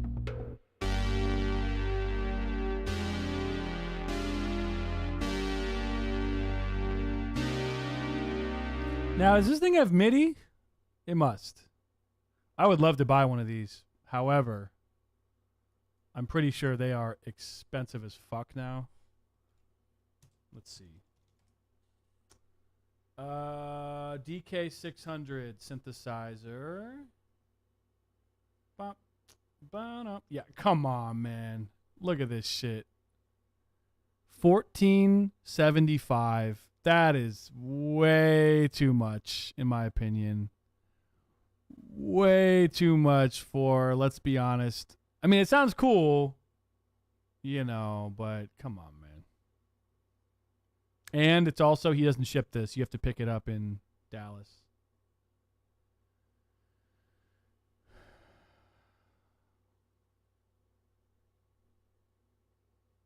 Yeah.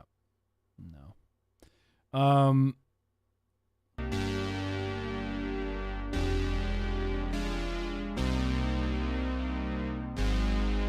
That's a nice layout, though. I like that. Anyway, I mean, we got this, right? Jesus Christ. Let's check out some of the MC303's 448 sounds, ranging from an SH-101 bass to tones straight from the mothership.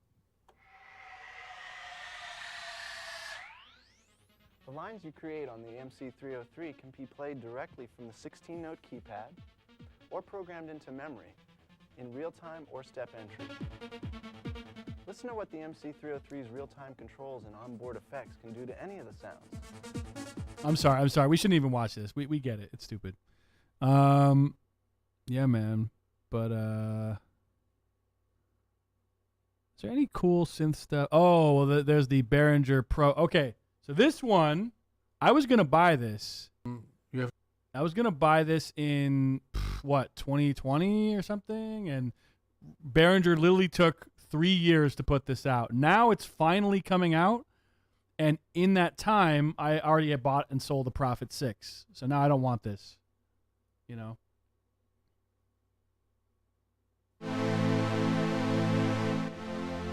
Yeah, the Prophet 600 clone.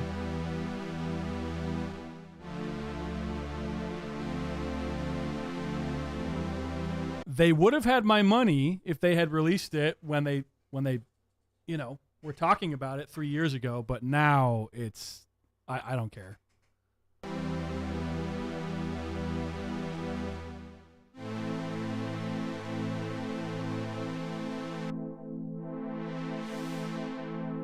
I bet those knobs are terrible.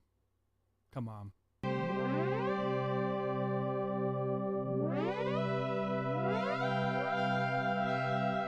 But I mean, the concept is cool. Yeah, so it's a Prophet 600. There's patch memory, so you can save your patches. You know? Yeah.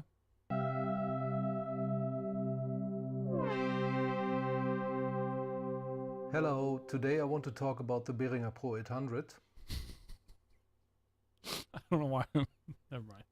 I've just received it a few days ago, so I want to share my first thoughts and give you a brief overview and some sound examples. So let's get right in.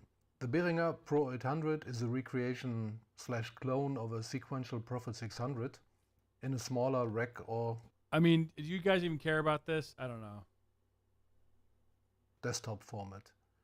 It comes with... Let me say why I don't like it. First of all, that MIDI on the front is so weird. Just put it on the back, bro. Why would you do that? And then it's a mono output, I believe, unless he's going to correct me, but I think it's mono output, so there's no stereo manipulation. It's just, it is what it is. Yeah, Ghost, if you want to, if you see those new ones popping up, just get rid of them. Yeah, because I think it's the same person who's just butthurt. I don't know. But yeah, man, so it's kind of like, I don't know. I'm not trying to be super biased, but I think again with Behringer, it's just like they talked about too many things, and now it's finally coming out. I've lost interest. I mean, the UBXA I was really interested in. No idea on that. Too many products. 20 centimeters, and also a power cable for your rack. Power cable. So for the overview, the Pro 800 is an 8-voice synthesizer with 2 VCOs, a noise generator, and it's through a 24 dB low pass filter with resonance and envelope amount and also keyboard tracking. And it has a simple polymod section. They sometimes sell synth tickets with their synths. What do you mean?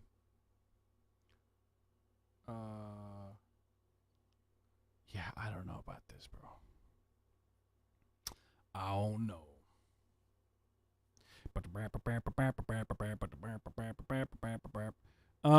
Yeah, there's not too many other new stuff coming out that I'm like, oh wow.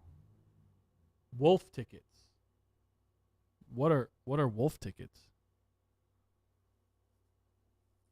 Yeah, no, Ghost, I'm with you. I don't know.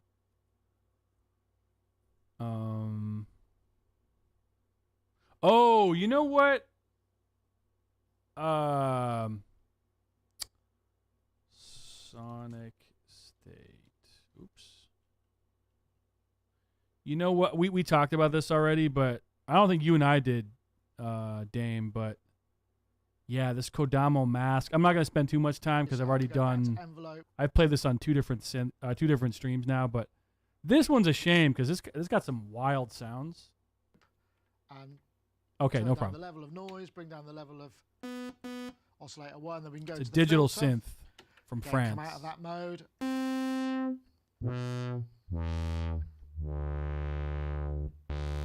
It's actually quite a nice sort of low pass mode. We get some resonance in there. It's a digital synth. It's about $2,000, and there's only one knob for editing, which is a shame because it's beautiful, but yeah, very interesting, interesting synthesis, bit mask. But yeah, it's just, I mean, that's a killer for me. You know, and also there's just a tiny screen. So like, okay, there's no knobs. All right, there's only one. And then you're also working off of this tiny screen, so you have to read the manual to see how you're doing anything. But I gotta say, I mean, it looks cool. It sounds great. I remember that there's plenty of thunder and weight, and also lots of sparkle to those. Plenty of wave thunder shapes as well. So you get quite a lot of in here as well. Let's get on to a few more voices, shall we?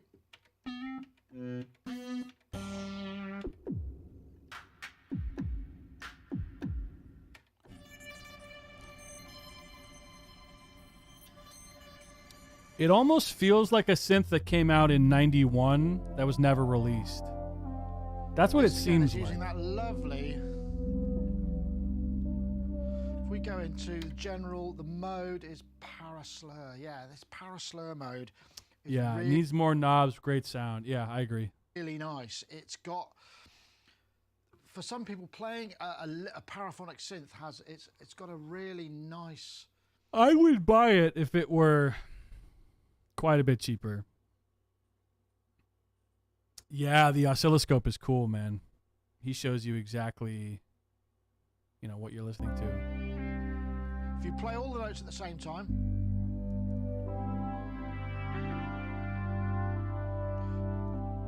But then if you pick out individual notes. Sorry.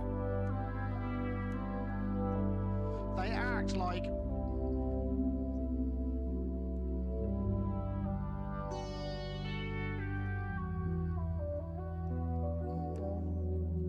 a paraphonic or a monophonic line as part of the chord.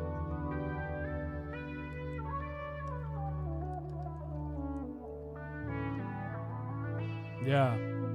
It's kind of hard to explain, but it's a really pleasant thing to play, and it's not something that Yeah. I've Anyways, I've played that a few times on stream now, so I don't want to keep doing that. But yeah, man. But so that's cool. I don't really have a plan with this stream, to be honest. Now, if you want to see a great rare Krumar monosynth like the Moog, the Spirit. Oh, I don't think I know what that is. Krumar Spirit. A monosynth, huh?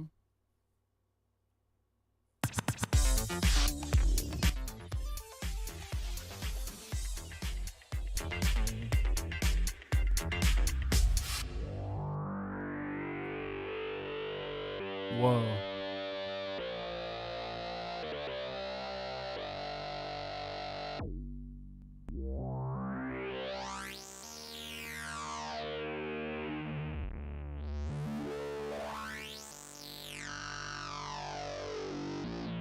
That sounds fucking crazy.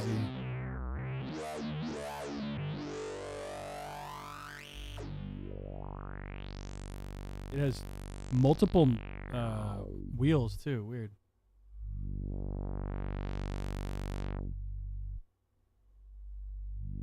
Dude, that looks like the same font for Spirit Airlines. That's crazy. Lawsuit. Lawsuit, lawsuit.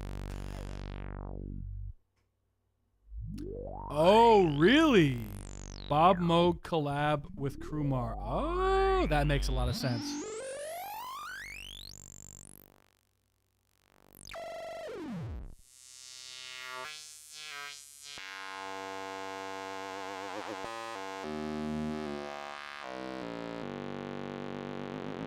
Mm.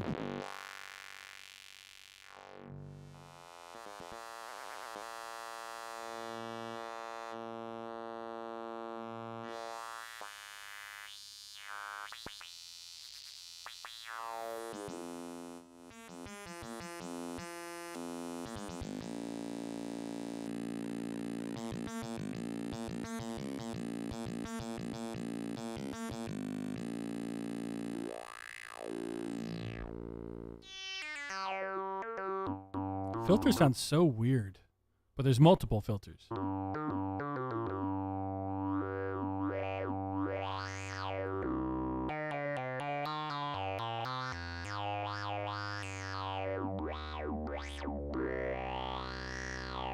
Let's see.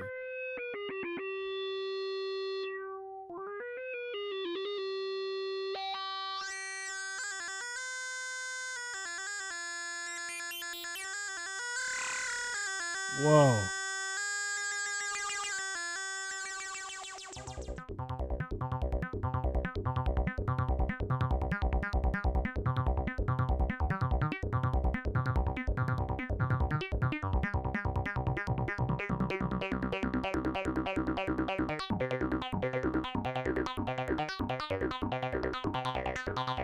I'm sorry, that is tripping me out so hard how much that looks like Spirit Airlines. Doesn't it look exactly like the same font? That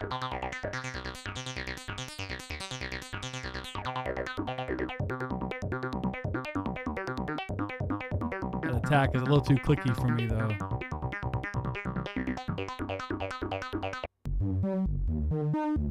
Oh, you're right. Bob Moog, Jim Scott, and Tom Ria.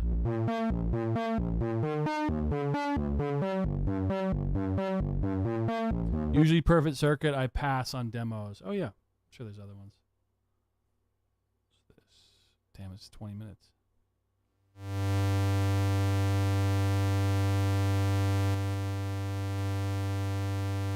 Bro, don't just leave the...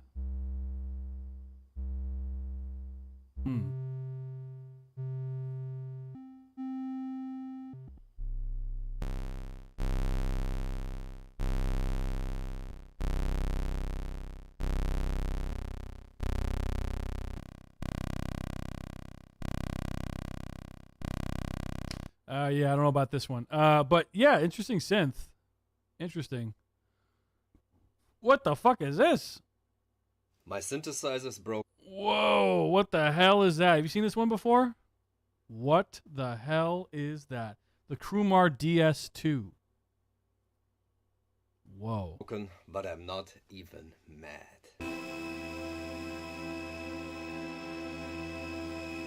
That is one of the most unique looking designs I've seen. What is going on here?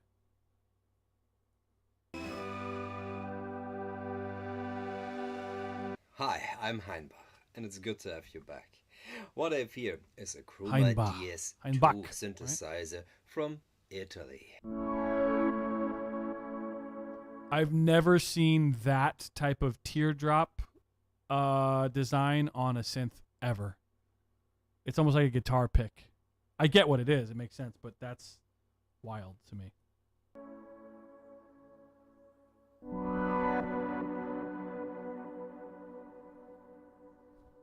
I fell in love with this machine when I saw it at the Museo del Synth Marchigiano. I had to get one myself. But as everybody had warned me, these machines are notoriously unreliable. This is possibly one of the most unreliable synths when found on the used market. Purchase of a DS2 can be a very risky proposition. Though the seller said, yeah, it works, it might have some crackly parts, but you can play it. He was kind of right, but also kind of wrong. I mean, listen to this.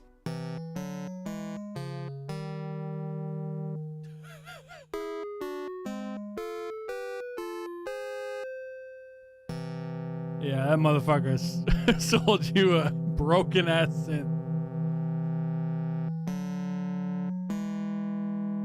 Welcome back, Synth Punk. We had a whole bunch of synth trolls come in and go say all the stupid shit. They were looking for you. Are you still up? Sounds analog. Is this him? Wait a minute, let's double check. Yeah, it is. This synthesizer has a mono and a poly section. And while the poly section is fine and plays in tune, let me demonstrate. What?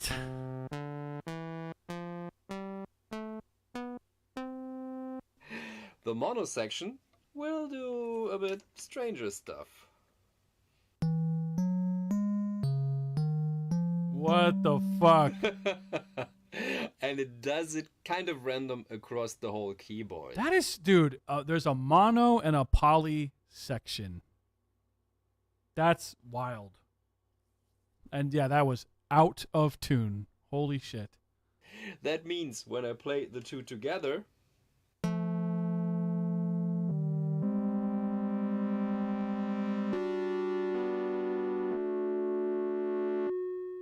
I get all kinds of spicy chords.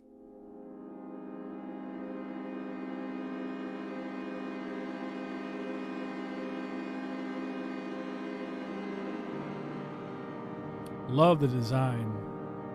What the fuck is down here?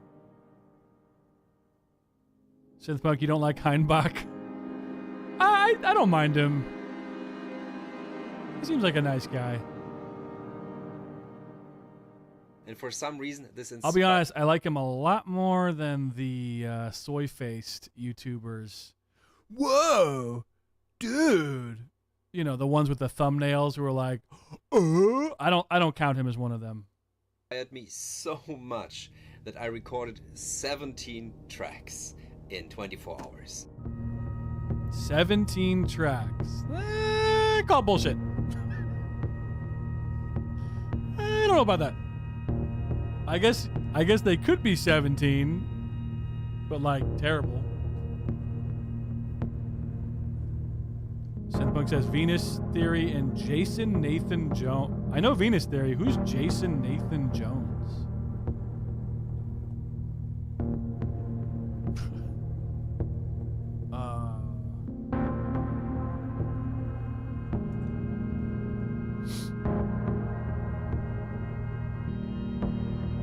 This error in the machine forced me to abandon all that I know about playing chords on the keyboard and relearn it to adapt to this machine. Sorry. Yeah, I kind of know this guy. Yeah, I don't know him that well. I mean, Ben Jordan, I think a couple streams ago I went on a whole rant about Ben Jordan. And my take on him was not a bad guy and very creative, etc., but a little pretentious, and that bugged me. It bugs me about him. But not. He's not like he's coming from a good place. He's an educator. He's a fucking. He wants people to learn and stuff. You know, it's just again. I find him to be a little pretentious. Yeah, this dude, I don't know. How to Be Miserable Artist by James Nathan Jones. Yeah. Don't know him. And Venus Theory, I don't know. I just don't really, I feel like he's a little too hyperbolic at times. This synth made me reevaluate my life. Like, okay, dude, calm down. Hipster Theory, yeah. I don't hate him, though. I don't know.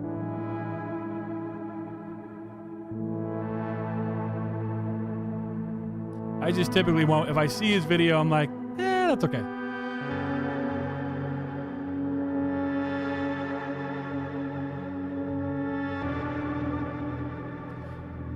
It's weird. Yeah, the synth. This sounds like a crazy fucking synth. The synth community is weird because it's okay. It's filled with boomers and hipsters and what's the word? Grifters and incredibly talented people. And it's such a diverse group. Now, the boomer hipster divide is strong in synth punk. We've had this conversation.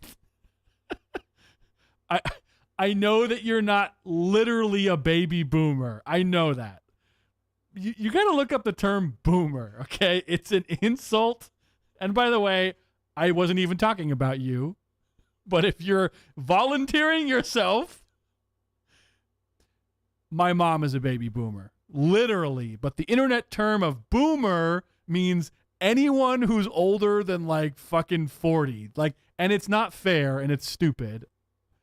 It's a joke, right? It's a dumb joke. But let me just don't obsess over that, okay? Just hear me out. Dame is just cracking up. What I'm saying is, it's such a different type of. There's so many different types of people in this community, and not everyone is focused on music. That's the thing. Well, and first of all, a YouTuber is not a good, example of necessarily a synth person, right? You know, they're showing you what they want you to see, and it's more about their channel and stuff.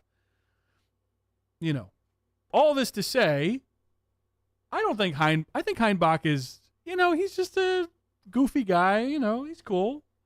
He's not malicious, and I don't get the fake thing from him. I think Heinbach's pretty genuine. At least, if he is fake, he's doing a really good job, in my opinion, because he does literally like this thing, But there are some guys, and I don't want to say their names, who they're a little too. It's forced. It's super forced. I don't want to shit on these people. Whatever. I've been doing music since 1970. Fuck you, dude.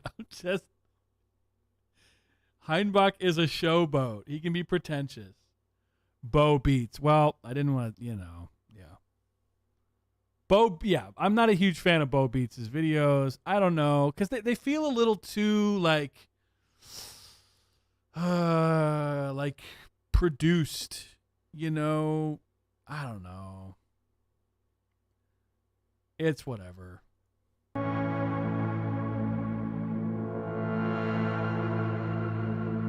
Inspiration from Broken Gear has a history in music. When I grew up, there was Stefan Bethke, aka Pole, who found a Waldorf 4-pole filter that was broken and made all kinds of beautiful clickety sounds. What the fuck? Waldorf Mini? I never even seen this. Whoa. He liked those sounds so much that he made them the main basis of his rhythms and sounds. And he even named himself Pole after the defect filter.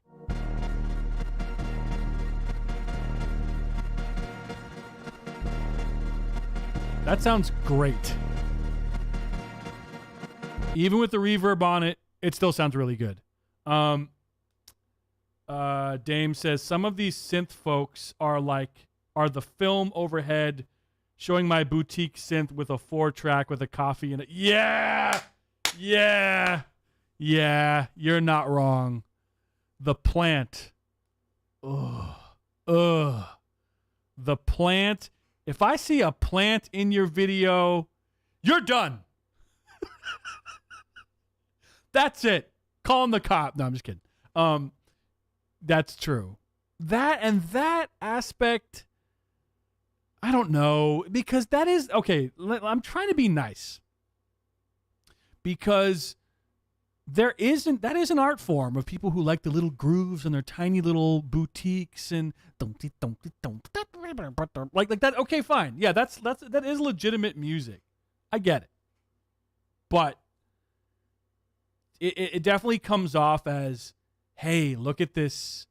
Look at this is what I'm about. This is my little, it's less about actually making a song and more about presenting that this is their personality. And that's where I go, bro, just stop.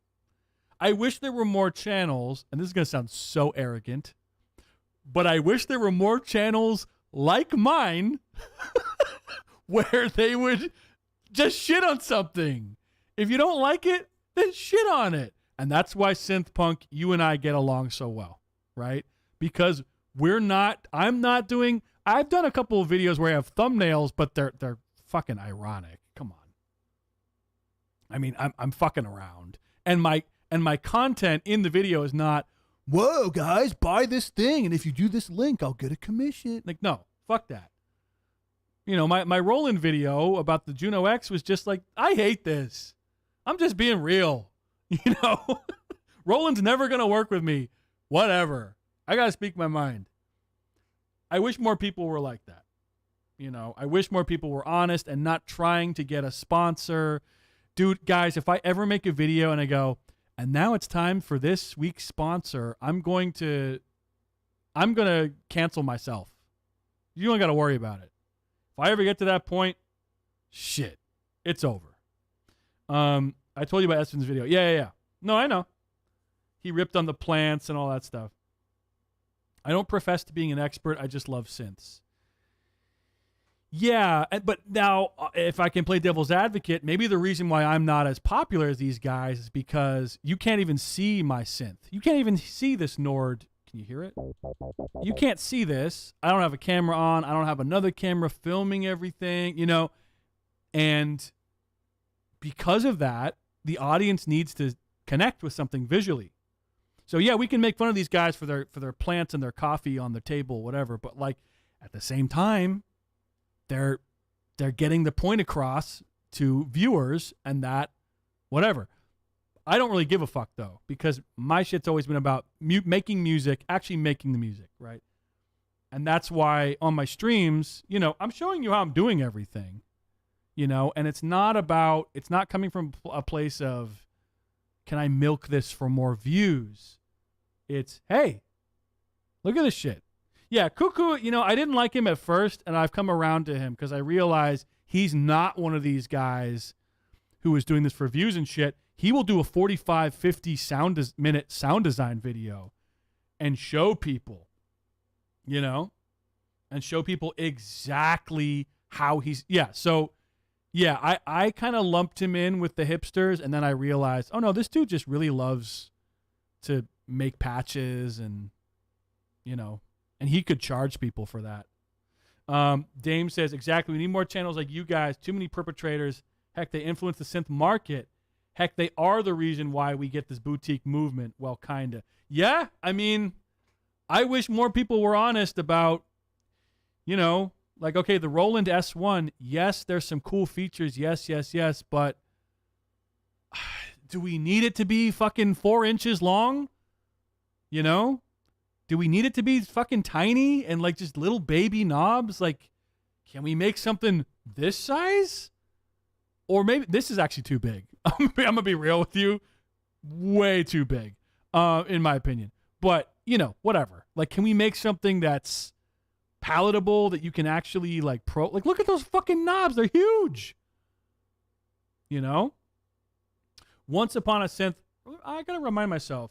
Once Upon a Synth.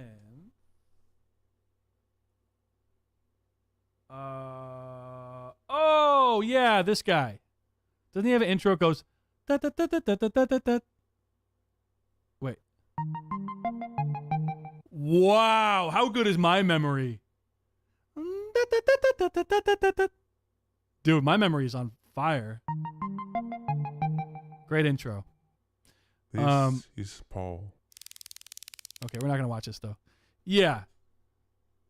Yeah. I mean, this guy's fine. I've seen his stuff before. He's done some patch stuff and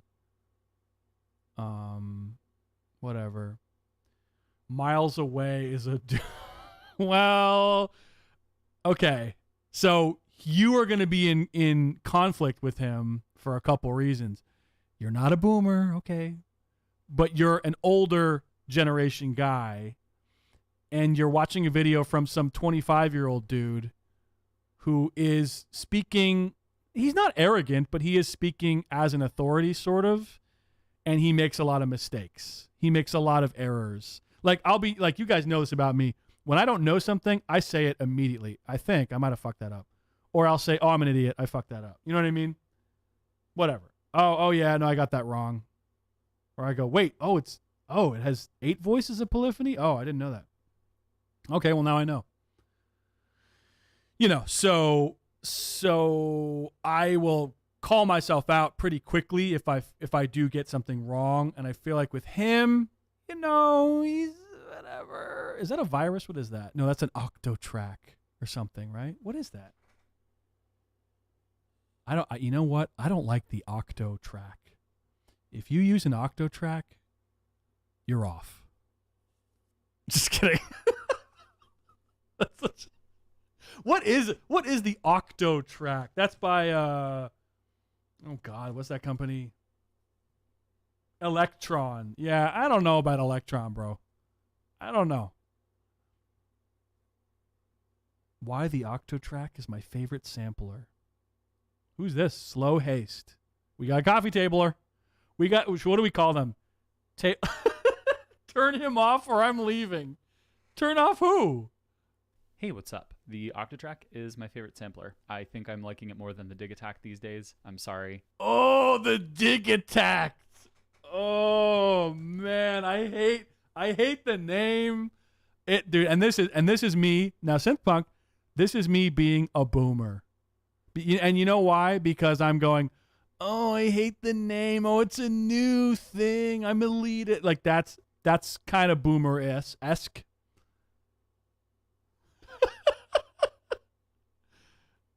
Oh, the Dig Attack. Hey, it's your buddy. It's your buddy, Synthpunk. What's his kid's name? Gabe? When I first got into music... Bro, you would hate this guy. You do hate this guy. Production hardware, I saw the Digitact popping up everywhere. And I can see how mad. I can picture... Fuck this guy. I didn't quite understand why people liked it so much. And then when I got really into music production hardware and started... I don't mind him. He's fine. He's fine. This product to me is so not me. And that doesn't mean it's bad. It's just not. First of all, the name sucks. And then the fucking... Okay, everything about this. I hate these hieroglyphics on this goddamn thing. I hate you have to fully buy into this whole architecture, and it's not intuitive. It's not. I've seen videos on it. By the time I... Oh boy, yeah. Yeah, I don't like Andrew Wang. Gabe Miller in 20 years. That kind of hurts me to say too, to be honest. Let's have a cozy jam before I get into it, and we'll do a beat breakdown to explain. See, okay, pause. Here's the thing. So with the synth community, I feel like there's a couple different people. There's the people who make music professionally or whatever. They just record music traditionally. Let's say that. Dame, I think you fall under that category. I think I pretty much fall under that category. Then you have the collectors who are, whatever. They just like having stuff. Okay, cool. They don't really make music. They just like it. They like it for the history, the resale value. Great. And then you also have the jammers, the live jammers. Now, it's okay to be, or the Dallas jammers. Now, it's okay to be a Dallas jammer, but it's like I can't connect with them because I don't just want to make some little fucking. I want to make a fucking song, and I want to get paid. I want to. No, that's not it. But I want to make a song. I want it to be released. I want people to connect with it and vibe with it. And I feel like these little jams are just so fucking like, who cares? Well, let me hold on. Pause. Let's listen. Some of what's going on in terms of my reasoning here. Okay, not what I was expecting. So points already. Already not what I was expecting. I'm going to put down my pitchfork. Well, now I don't like it. Now I don't like it. Ghost says coffee cup spotted. I don't like it because it's 120 BPM and the drums are weird.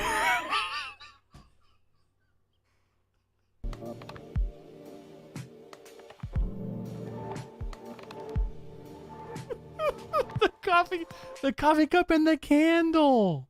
Get out of here. I'm going to blow that candle out. Pause. I'm going to come to this guy's house and he'll think I'm going to beat him up, but instead I'll run up to the table and go, and I'll go, no! That's his life source, is the candle. Has he got two candles? Yo, if you're dual wielding candles, there's a problem. By the way, and this is strategic. What's this? I'm just into Indian elephant culture. It's always been my thing.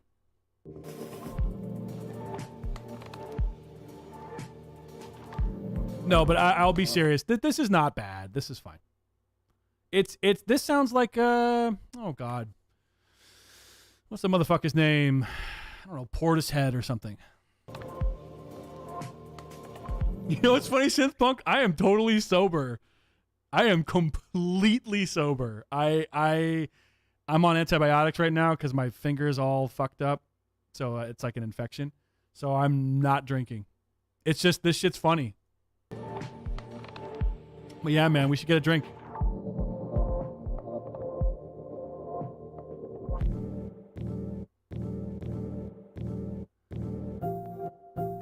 Yeah, so now we're getting into jammy, loopy stuff, which I don't really like.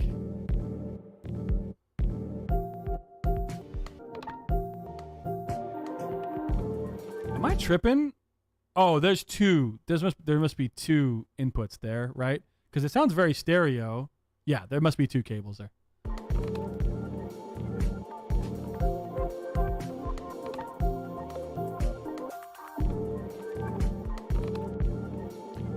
Bro, I look at this thing and it makes me feel like a natural woman. No, like the fact that this guy learned how to do everything on this thing is great.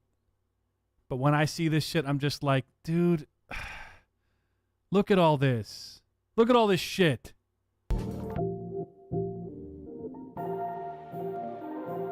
Before we get into it, all of these samples are from the Plant Music and Granular Performances sample pack by Evidence of Yesterday on Splice. And that's that was a sentence. Before we get into this, all of these drum samples and sample packs are from the Plant Music and Granular Performances from Evidence from Yesterday. Oh! Evidence of Yesterday. That's a fucking name. How about Jimmy Jackson? Why does everyone need to... No, I'm sorry. The name is Imka, Evidence of Yesterday. Shut up! I'm such an asshole. I'm such an asshole, dude. I'm sorry. Pretentious. Evidence of yesterday. Evidence of yesterday. Has it gone away? No, that would be too... That would be... No. They would make a song like that because that would be too logical and have a form and function. What? I have nothing. Whatever. Let's move on. Let's move on. Should we look at Gabe Miller again with the motherfucking what is that? Ring light in his eye. Finally got my hands on a Digitact. I knew pretty well what I was getting myself into, but I still had to actually spend a good amount of Gabe, can we let's just lop this off, bro? time with it to form a complete opinion on it. And don't get me wrong, it's definitely got some limitations, but overall Ghost says, bro, have you heard the new Plant Music and Granular sound pack? It's fire. Fire emoji, fire emoji. Yeah, bro. See, okay, so I'm sorry to Gabe Miller, but like this thumbnail, beginner groove boxes. I don't know if you can see that. You know. Now, Bad Gear is not a soy YouTuber because he has a whole oh, we got some soy. Uh-oh. Oh? Can we guys even see that? I'm holding the product, mouth open, eyebrows raised. Oh? What? Let's make sure we really see this. You might not know what I'm talking about. Oh? Enhance. Oh, shit, I lost it. Oh? Whoa, dude.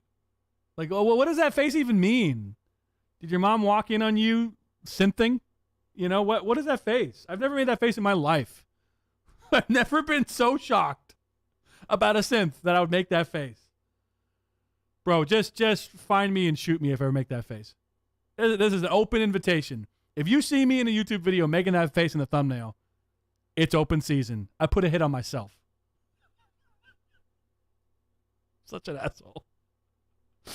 Oh my God. The digitone is so intense. Yeah. It's so whack. Now, Jorb, you would think Jorb would fall under this, but I give him a pass. First of all, he's got all the trappings, bro. He's got the long hair, he's got the glasses, he's got the beard, he's got an oscilloscope. I actually like that. You know, one would think this guy sucks. But Jorb is actually a very genuine dude.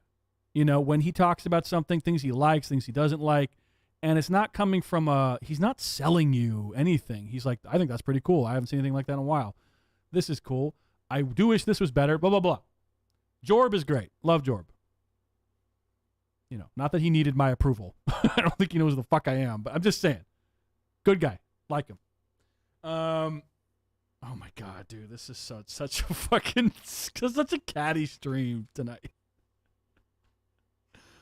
Oh, man. Andrew Wang, bro. Andrew Wang. Is it really pronounced Wang? I really thought it was Huang. Synthpunk goes, dude, it's Andrew Wang, and he spells it like that, too. And I'm like, that is not how you spell it.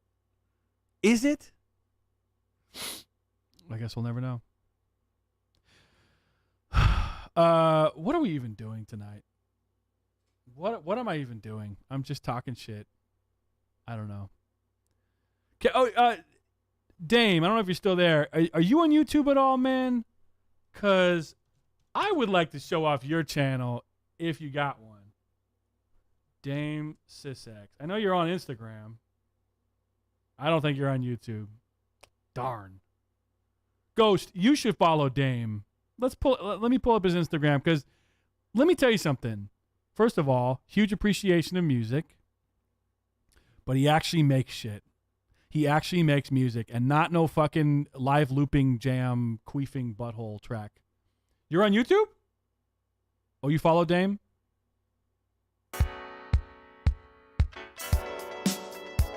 Oh!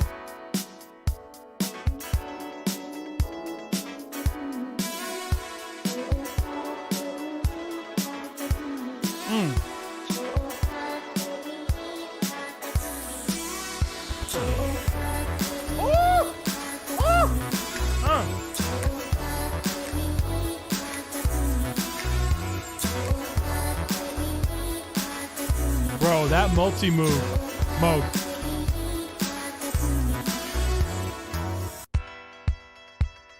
Bro, when that bass line comes in, it's over.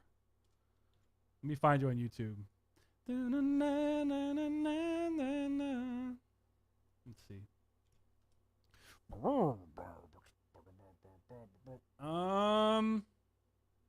Let's see what I get. I found your channel. In Conversation, Dame Claudine Dewberry. Here he is. My name is Scott Challoner, and you are listening to the Leaders Council podcast for the people who run the country and the people who keep the country running.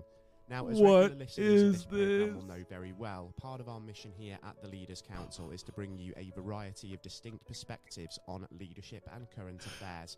And to this end, What the fuck is this? Dame Claudine Dewberry. They might have been what the media call gang-affiliated crimes. Oh my God. And also training around social workers. Okay. It's not the Leaders Council. Apply to the Leaders Council of Great Britain and Northern Ireland. Man, I would love to meet the engineer. Yo, Dame made this beat. This piano beat. He made it with a digitact and a digitone and a digital synth called the Korg Prophecy. He also did the little cello or whatever that is in the background. He was also he also did all the costume designs for this. Oh, synthing! What's this? We got a mixing board. Holy shit. And that's me. That's my dad, actually. Yeah. He's piloting the drone there. Oh! Campfire song. Steven Spielberg on the camera. Wow, this is a pretty ass video, I will say. I want to go to England now. And go, it's Tuesday, innit? And then kicked out. Okay, enough of this. Oh my God, I saw the funniest fucking meme. Fuck. This guy.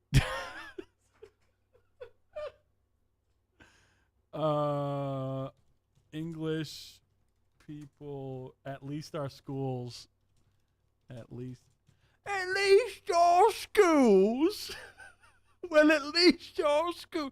Oh my God, can we watch this? Dude. Wait, this is so bad. I know not all British people are like this. Well, at least our school. So in Britain, you guys drive on the left side of the street? That sure is peculiar, huh? Well, at least our schools are not a shooting gallery, mate! So what you call chips, we call French fries. Wow, that is wild. Funny you would say that, coming from the guy whose children are getting slaughtered in school. What do you call cigarettes? Ooh, we couldn't use that word for cigarettes. No, that wouldn't really fly here. Laugh it up! At least our schools are not like the Call of Duty video game where people are being shot to death with guns. Holy shit, dude. I mean, just that image he chose for the British guy. That was uncalled for. Like, yes, I hear this a lot from British people, but come on, man, that was just, oh my God. Is that the boss from Bloodborne? I don't know. I've never played Bloodborne. It's just so unnecessary. That's why I love it. Well, at least our schools. Fucking Christ. What's this? You got a little Nord here? Little Nord action? Oh, it's an image post. Yeah. Oh, I commented. Yeah, buddy. Yep. The Nord lead. The original Nord, I think, is only 8 voices. I mean, I say only. It was still, like, amazing for the time. Oh, my God. That really tired me out. Sorry. I'm just going to pick up a random one.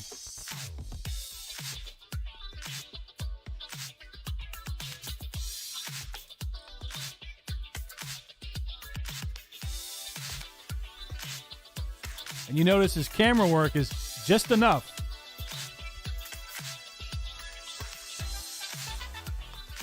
Mmm.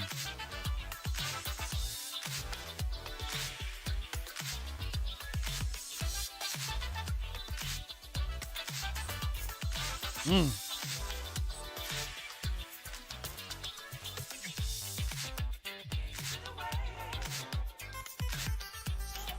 Woo!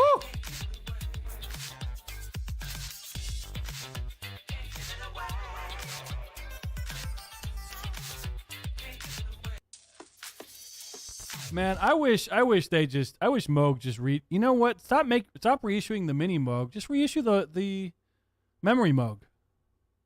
That's what people fucking want. Look how beautiful that thing is. Look at that shit. Where is it? I know we just saw it, but look at that fucker. Gorgeous. Gorgeous. Synthpunk says memory Moogs suck. Why would you say that? Have you owned one? I don't believe you at all. Memory Moogs suck. Sorry, Your Honor. Objection.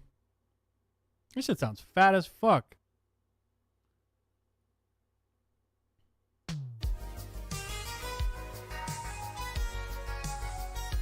Mmm. Hold up. KKSF. 103.7. Is that my...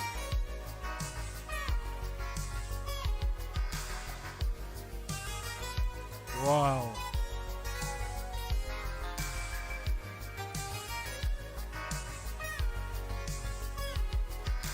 Mmm.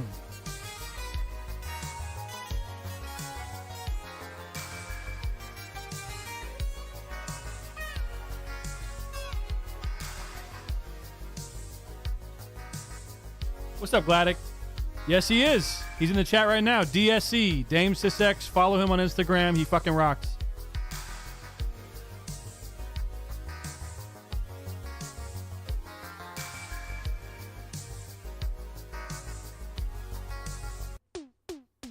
Wait a minute. Was KKSF? That's a San Francisco station? That sounds super familiar. 103.7.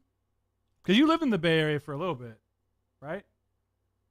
Yeah, smooth jazz. San Francisco Bay Area. Dude, that brought me back. Ba-da-ba-da, ba-da, ba-da. How you doing, Adrian? We've been going for a minute now. I kind of want to order some food. I really shouldn't, though. Synthpunk. Okay. We can't just say the memory mode sucked. Yes, I guess it has tuning issues. Fine. You can't compare it to the Moog 1. Moog 1, that's a new synth that should be good and instead has a multitude of issues. Too clinical. There you go. Too clinical. Yeah. Da da da da da da da da da da. Man, I'm sorry that we didn't do that collab, man, on the fucking Rippingtons. Hey,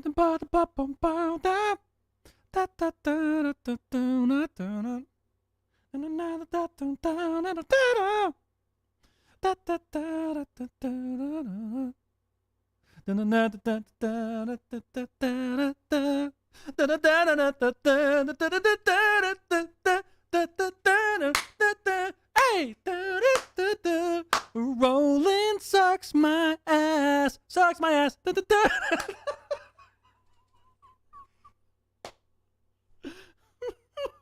Yo, that song slaps. Ghost, you're not wrong. We still can. Fuck yeah. Fuck yeah, dude.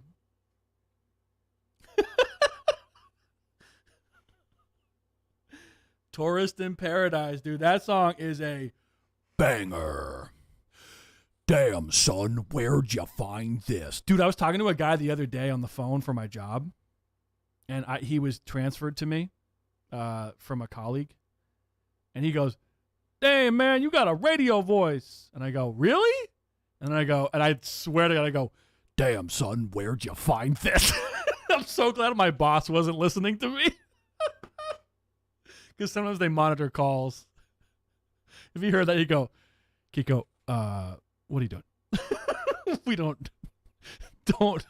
you're doing a call for work. Don't fucking quote a drop. Damn, son, where'd you find this? Clipped the Rolling Jungle.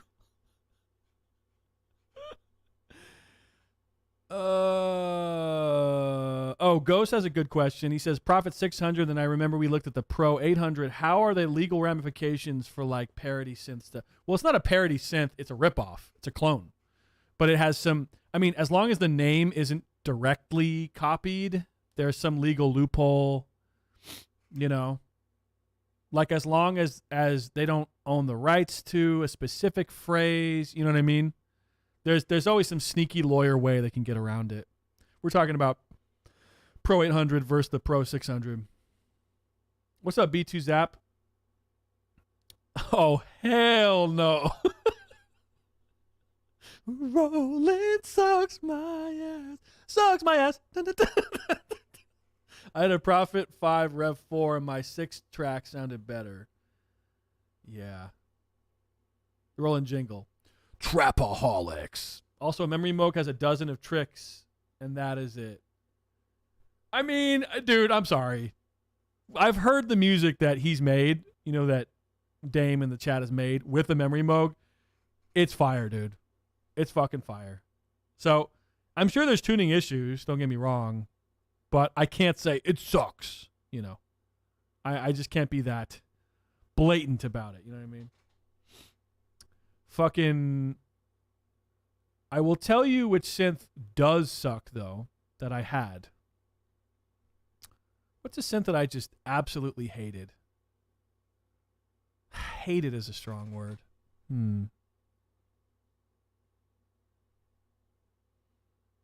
The song you just played by DSC is still playing. Yeah, dude. He makes the, you know, it's fucking baller.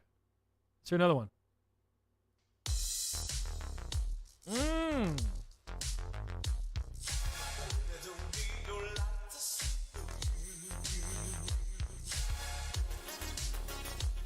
I have a question, actually. How do you isolate the parts? You just remake everything and then you just find an acapella?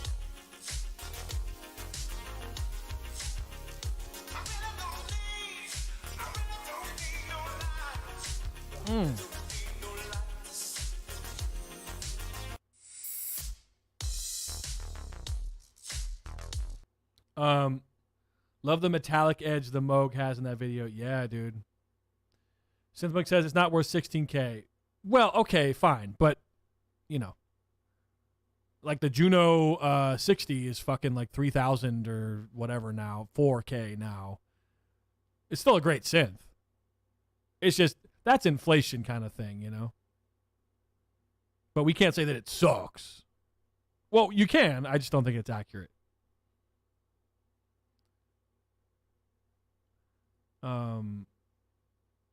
I know Jeffrey Osborne. What was the song he had? Fuck. I forget.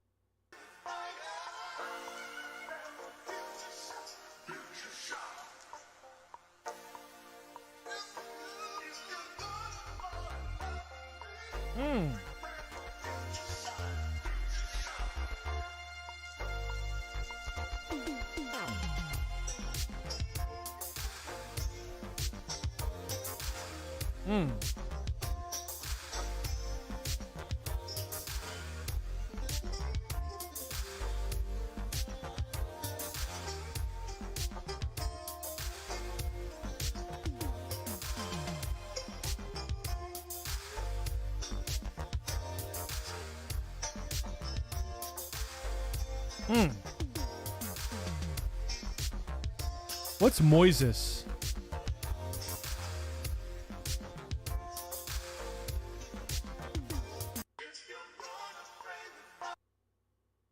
Stanley Cloud. What's Moises?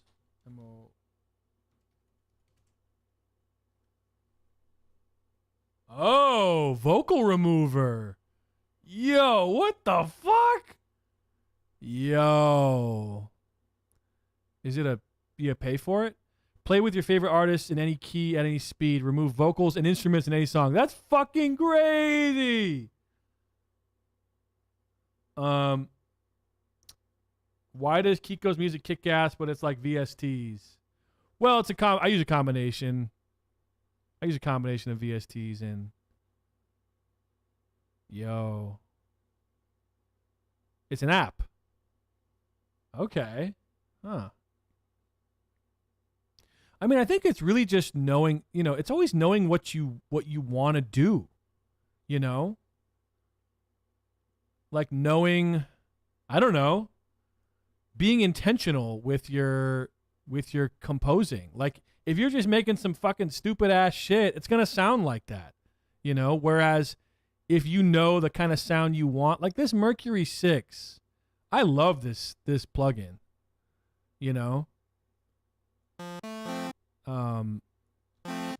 What's a patch I made? My dick too big. Oh yeah, this is the Michael McDonald. Remember? My dick too big. Yeah.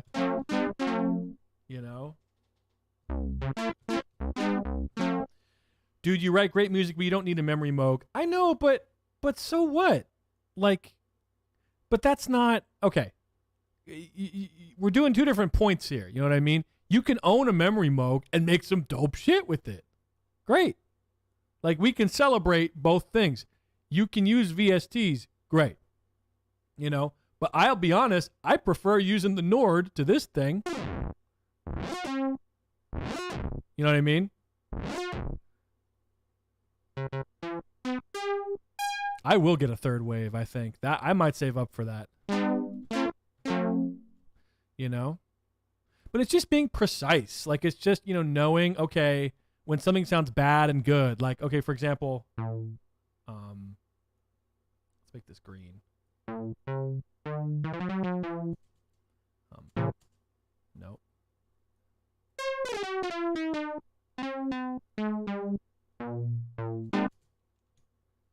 Okay, yeah, how about this?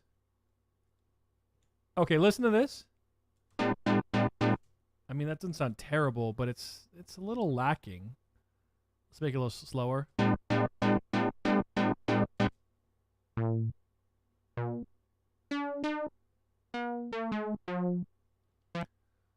I'll show you an example of how it could be better, and just knowing when something is good or bad, right? So, for example,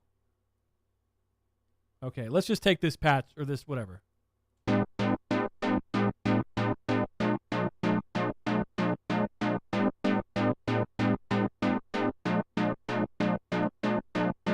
So that sounds fine, but it sounds very robotic. Right? I could just leave it like that, or I could mess with it. Right?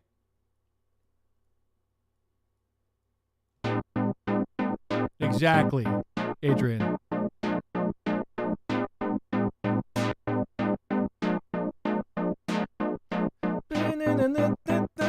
There needs to be other chords. But also I can mess with the release time. Well, I'm sorry. This is envelope 1, which is routed to the filter. Let's mess with envelope 2.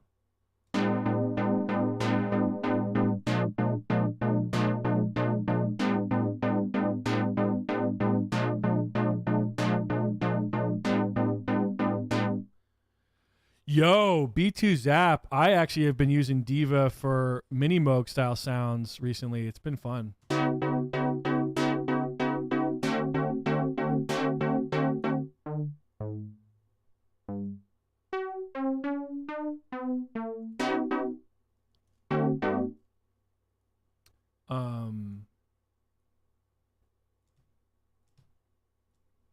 Yeah.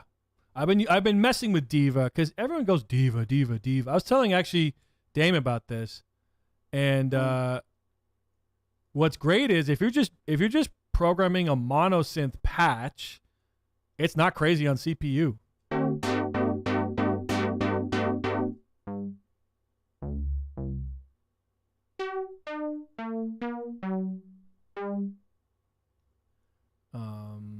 Oh God, these chords are getting a little wacky here. But you see how like it's all intentional. It's knowing what you want it to sound like and just being able to make it. You know?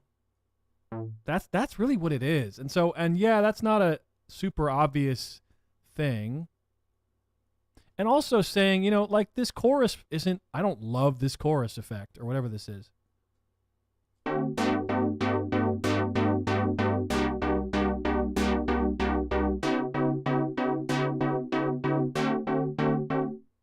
And I kind of fucked up these chords.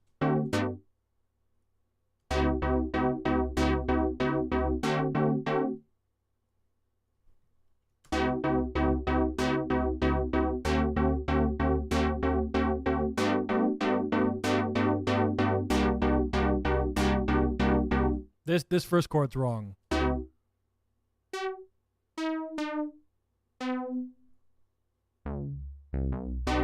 That's what it should be. Not these other ones. Sorry, I don't know what I'm doing with this, but yeah, you see what I mean. So it's like it's not rocket science. It's just I think some people they just go, yeah, this is cool, but it's like, well, no, what do you want it to sound like?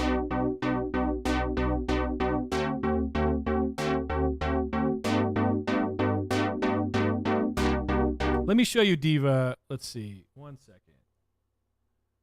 Where is... Uh-oh. Why is it doing that?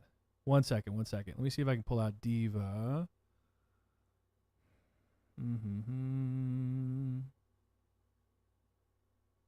Crap.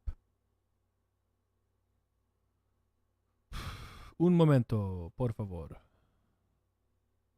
Okay. I'll show you the bass patch that and it's not gonna sound exactly like a motherfucking Mini Moog. Let's do a Mini Moog style bass line. But for this, already I can tell that these chords, it says dick too big, are too bass heavy. They got too much low end. I just know that. I just know. So I'm gonna, send it to my mixer here and just.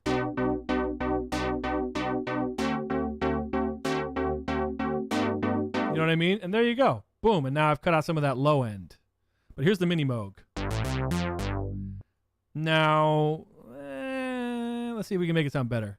What's the quality settings on this? We want it to sound divine. Let's put it on divine. But I love this because it's only one note at a time, so it's not going to kill my CPU, right?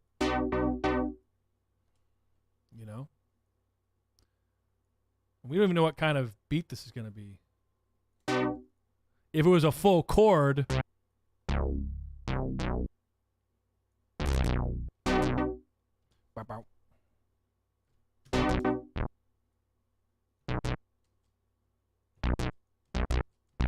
and also, what's going on with the velocity on this fucker?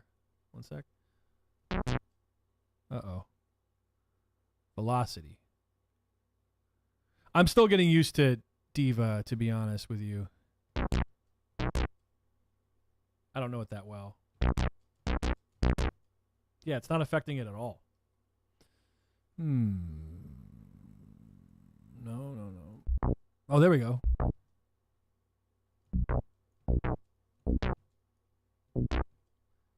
Okay, so back to this.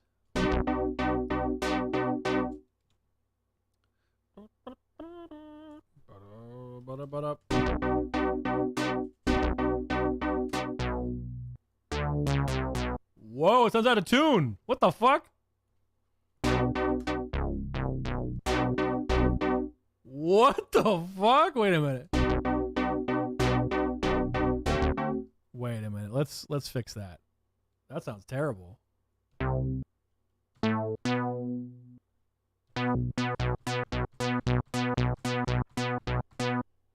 Tuning. Oh, I might have done something. Uh-oh. Tuning. Wait a minute. Something happened. Tune mod. Uh-oh. Or maybe it's just the oscillators are too detuned.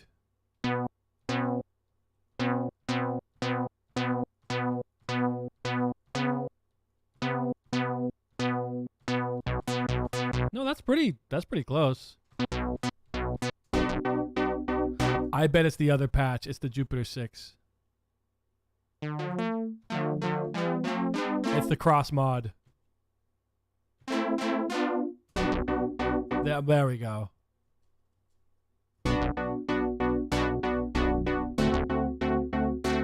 Oh, but it sounds so much better with the cross mod on.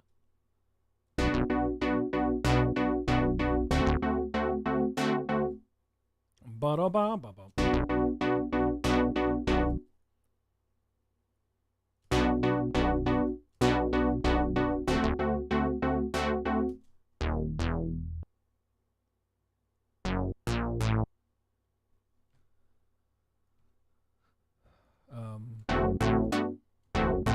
Uh-oh. Velocity's weird on this.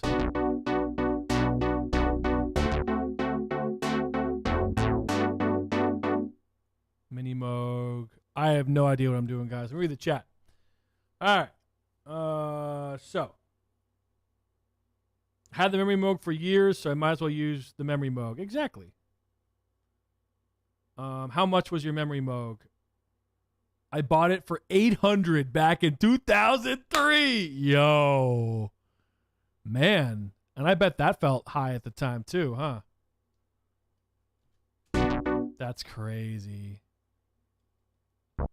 Oops.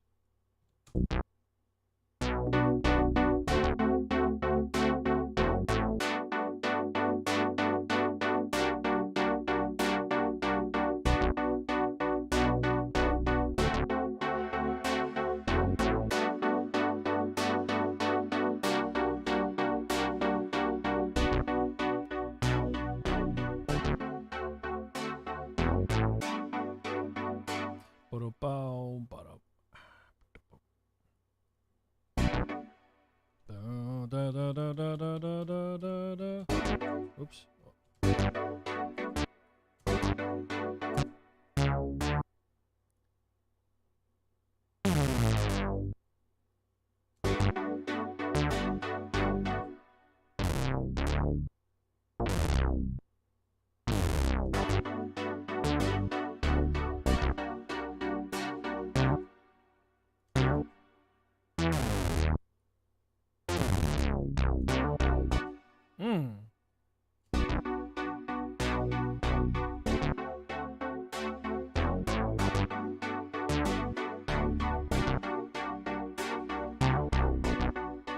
That's kind of off.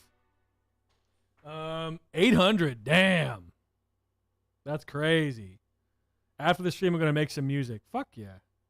I got it brand new used. The person who bought it saw what it was and kept it in his closet for years until 2003. Damn.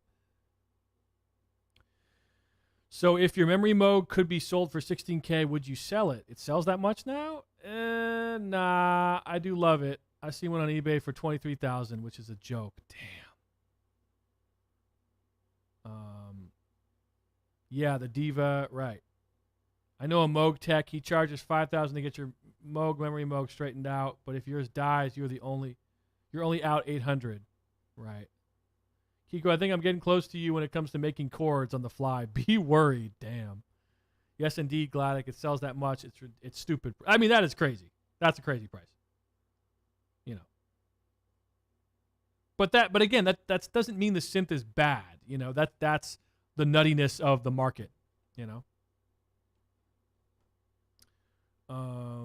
The only thing my CPU gets fucked when I get into deep sound design with Diva. I love the chorus it has built into. Right. Oddly, Jupiter 8 and Yamaha DX1 prices are outrageous.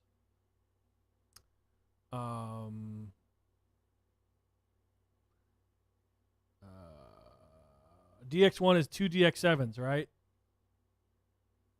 Yes. At least it's a small amount. Synth Pro is another Moog tech as well. I just hate the freaking noisy PSU with fan. Moog was dumb enough to put the tuning next to the Doesn't Behringer use some fans for some of their analog synths? Like the DeepMind has a fan in it. I don't know. That seems weird. JRS charges $5,000. I'm psyched for you with the $800 memory Moog. Yeah. I love these chords. Hell yeah, baby. It almost sounds like the Logical song or something. Not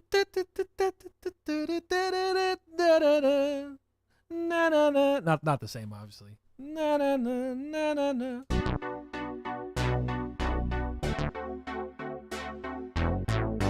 And now the benefit of VSTs, obviously, is I can change the tempo as much as I want to.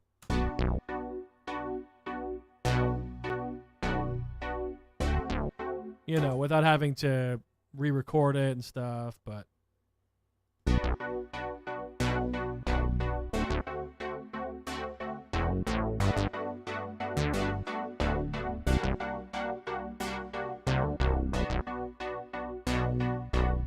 Let's add, this has got a very early 80s vibe. Let's see, we could do a Poly 6. Nah, I hate the Poly 6 plugin. Got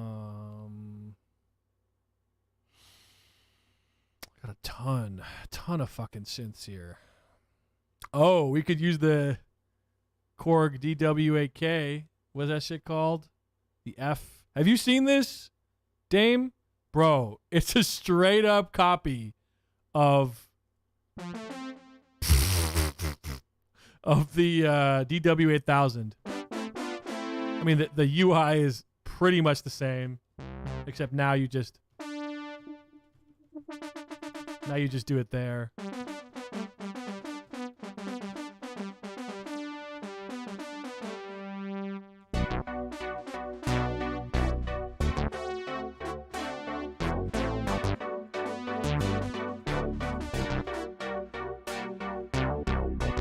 Yeah, it's a software version. It's free too.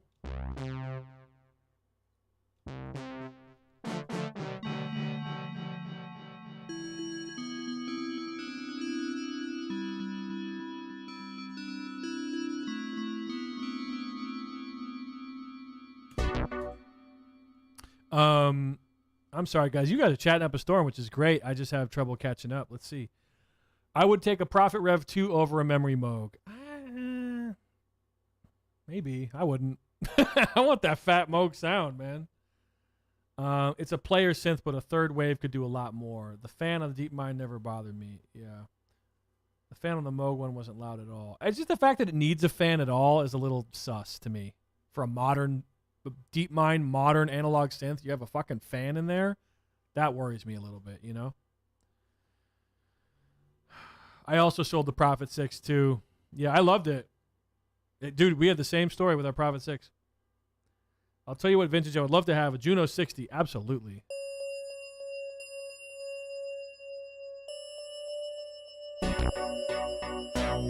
No. How about? Delay is a little intense on that.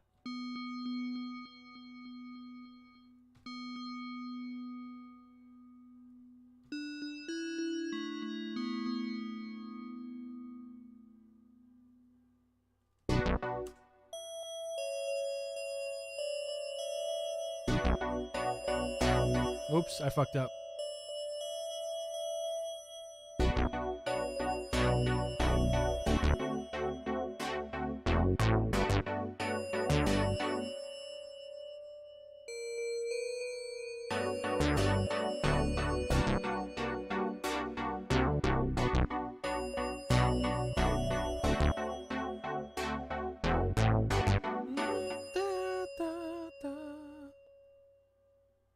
Oops.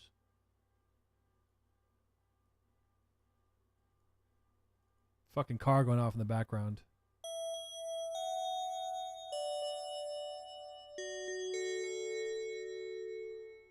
got so far. I'm really tempted to use an Oliver loop, but I don't want to this time. I want to just program my own drums.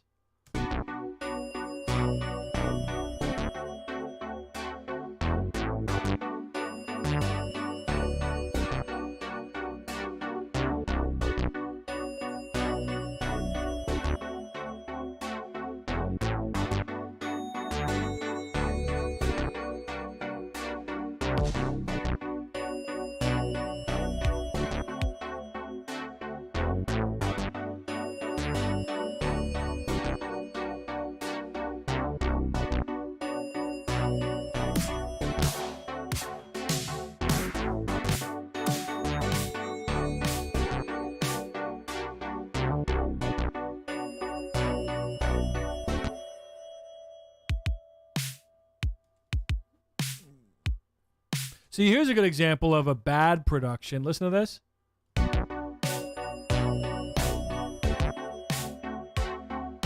Okay, so what's wrong with that? What's wrong is I don't think the sound selection's not right. Ow. Fuck, I'm sitting, my tailbone hurts. You know what I mean? Sound selection is so important for production, right? So, first of all, snare is probably the most important fucking part of the whole drum thing. If your snare sucks, I want to say sucks. This is obviously subjective, but this to me does not really go, ooh.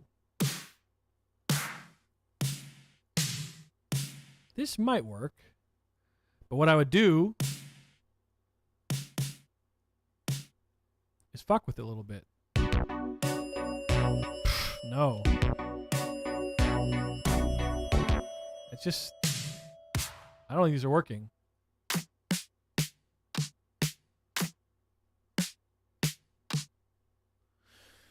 I like that one actually, but it doesn't quite fit this, you know? This one works.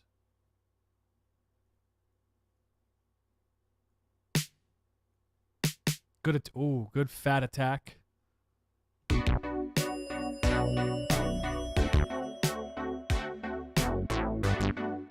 The other thing might be that this isn't mixed yet too well. Like, the Moog might have a little too much low end. You know? I know it's supposed to have low end, but goddamn.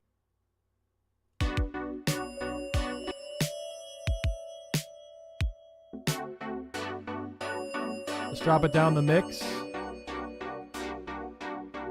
Also, yes, I EQ'd it, but then this flanger plugin is probably, look at all that low end it's adding. Exactly. So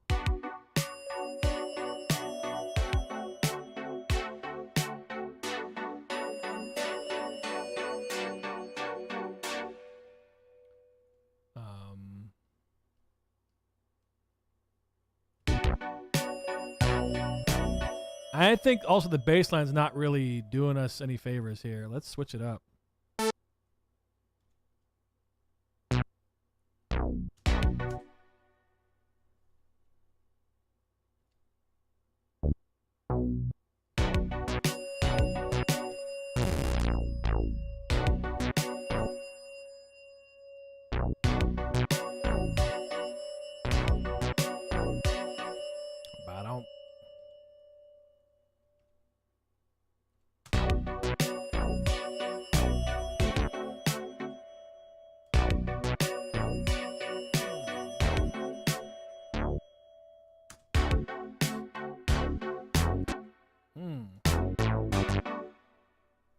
Yeah.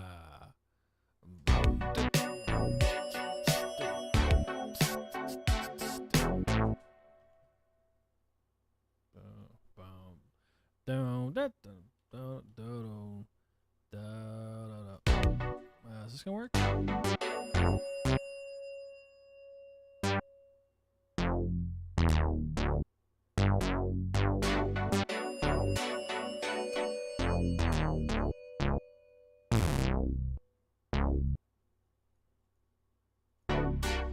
Oops.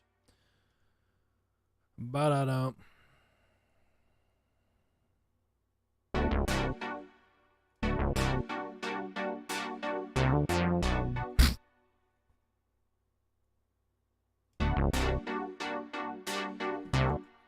Bow, bow, bow.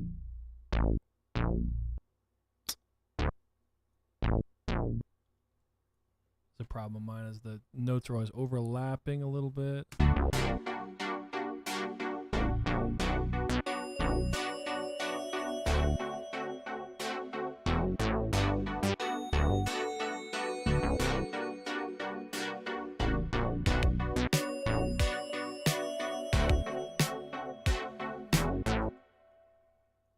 What's going on here? And then if you make a new bass line, the drums have to match it too. So let's let's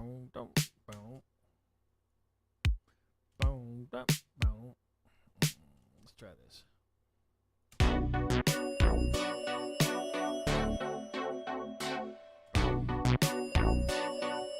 You could even go.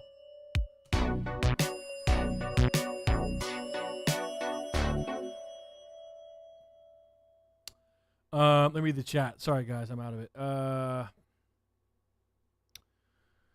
Synthpunk, let me ask you a question. When you turn on the Moog 1, do you get a knocking noise? I've heard that happen. When I turned the Moog 1, it made a loud whirring sound, and it disappeared after all the oscillators tuned. Ugh.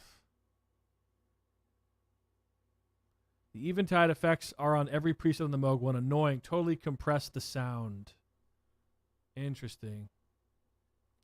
The Eventide effects are cheap, too. I decided to go with the Mini Moog this summer.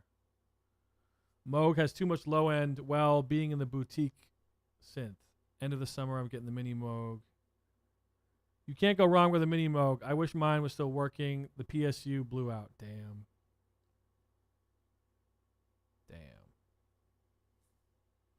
I like the brass. The synth brass, this.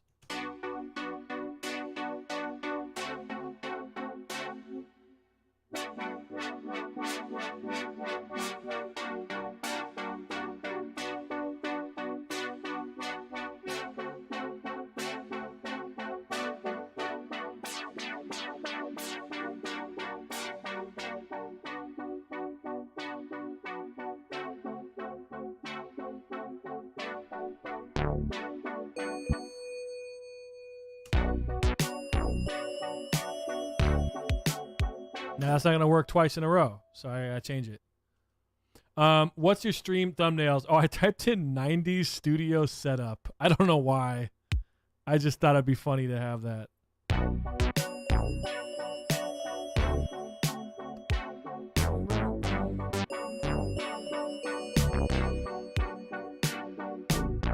That's so dumb of me.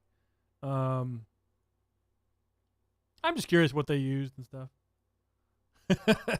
90s synth setup. Now, okay, so these drums don't sound great, but they will. Ooh. Now, one thing with a loop, if you're going to use one, don't just use it exactly as it is. Because this is the loop right now.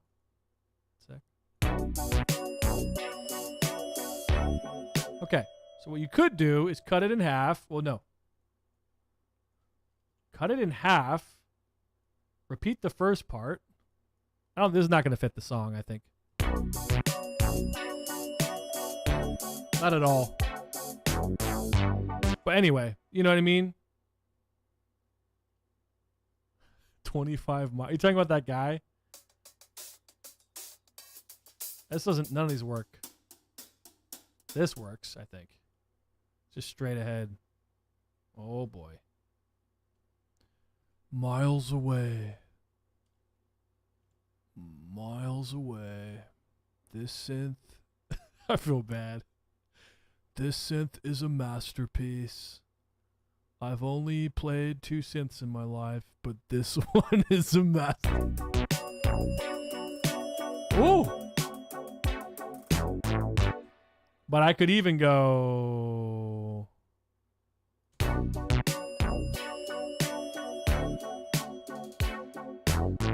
Nah.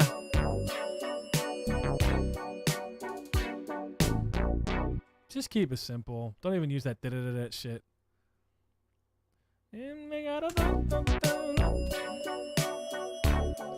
I also think this bell shit isn't that good. It's alright. it's kind of clash. It's in the same register as the chords, which is a problem, I think.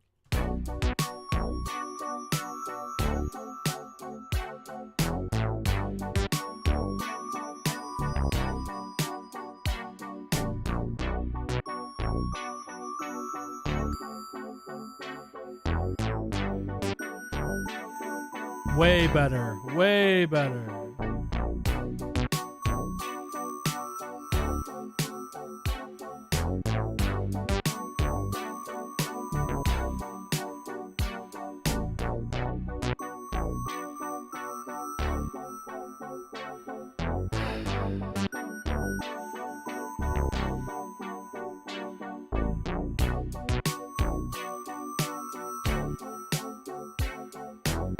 But again, these drums are okay. They're all right. But then what I really like doing is processing them with knock plugin.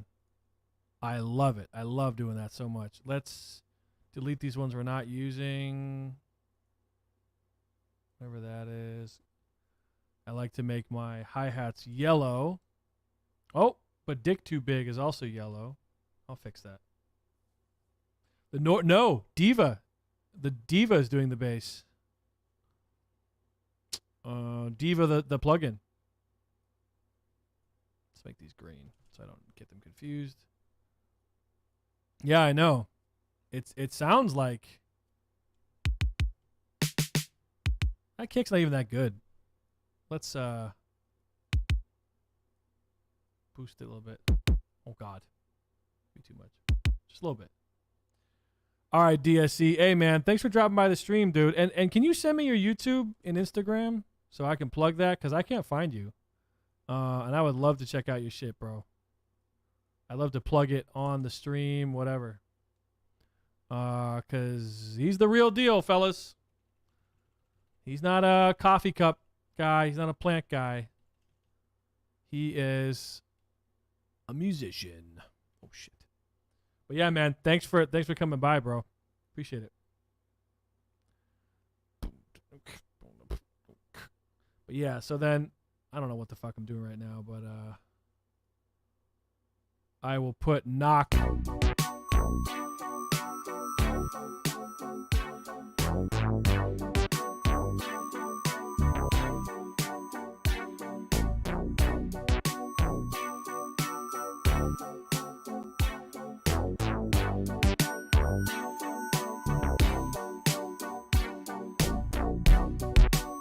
Woo!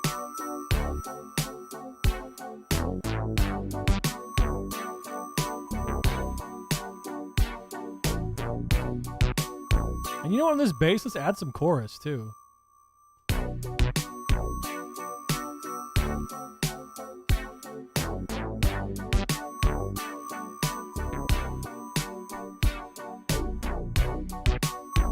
Ooh!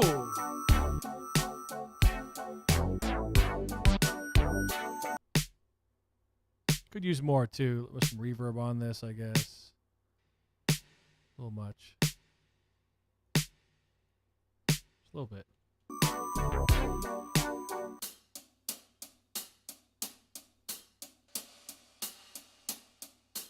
Too much bass in this hi-hat, my opinion.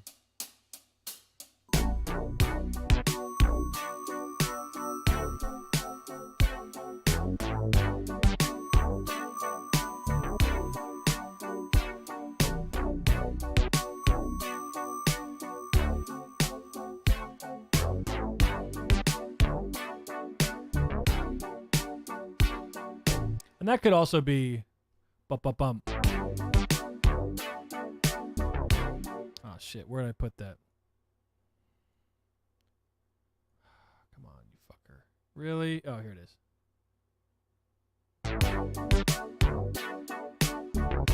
Bump.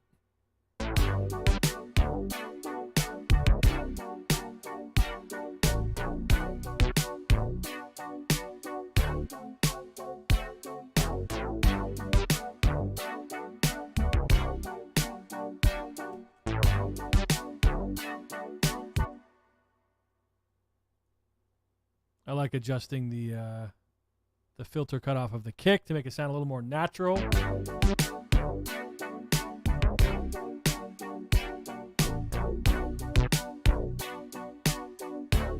And that Moog is a little intense. It's a little overwhelming. EQ. EQ, baby. Not that much.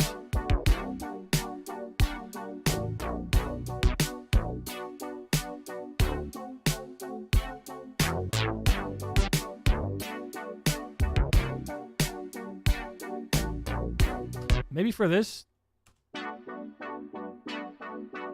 add some panning on there or something.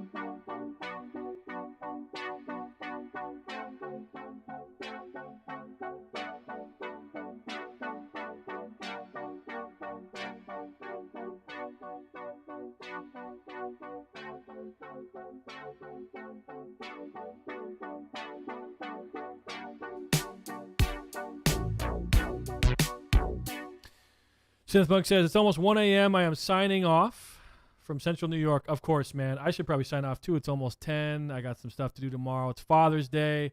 Thanks for hanging out, everybody. This was fun. Appreciate it. Love to have you guys. Synthpunk, Ghost, Adrian, Dame Sissex. Follow him on Instagram. Yeah. Good stuff, guys.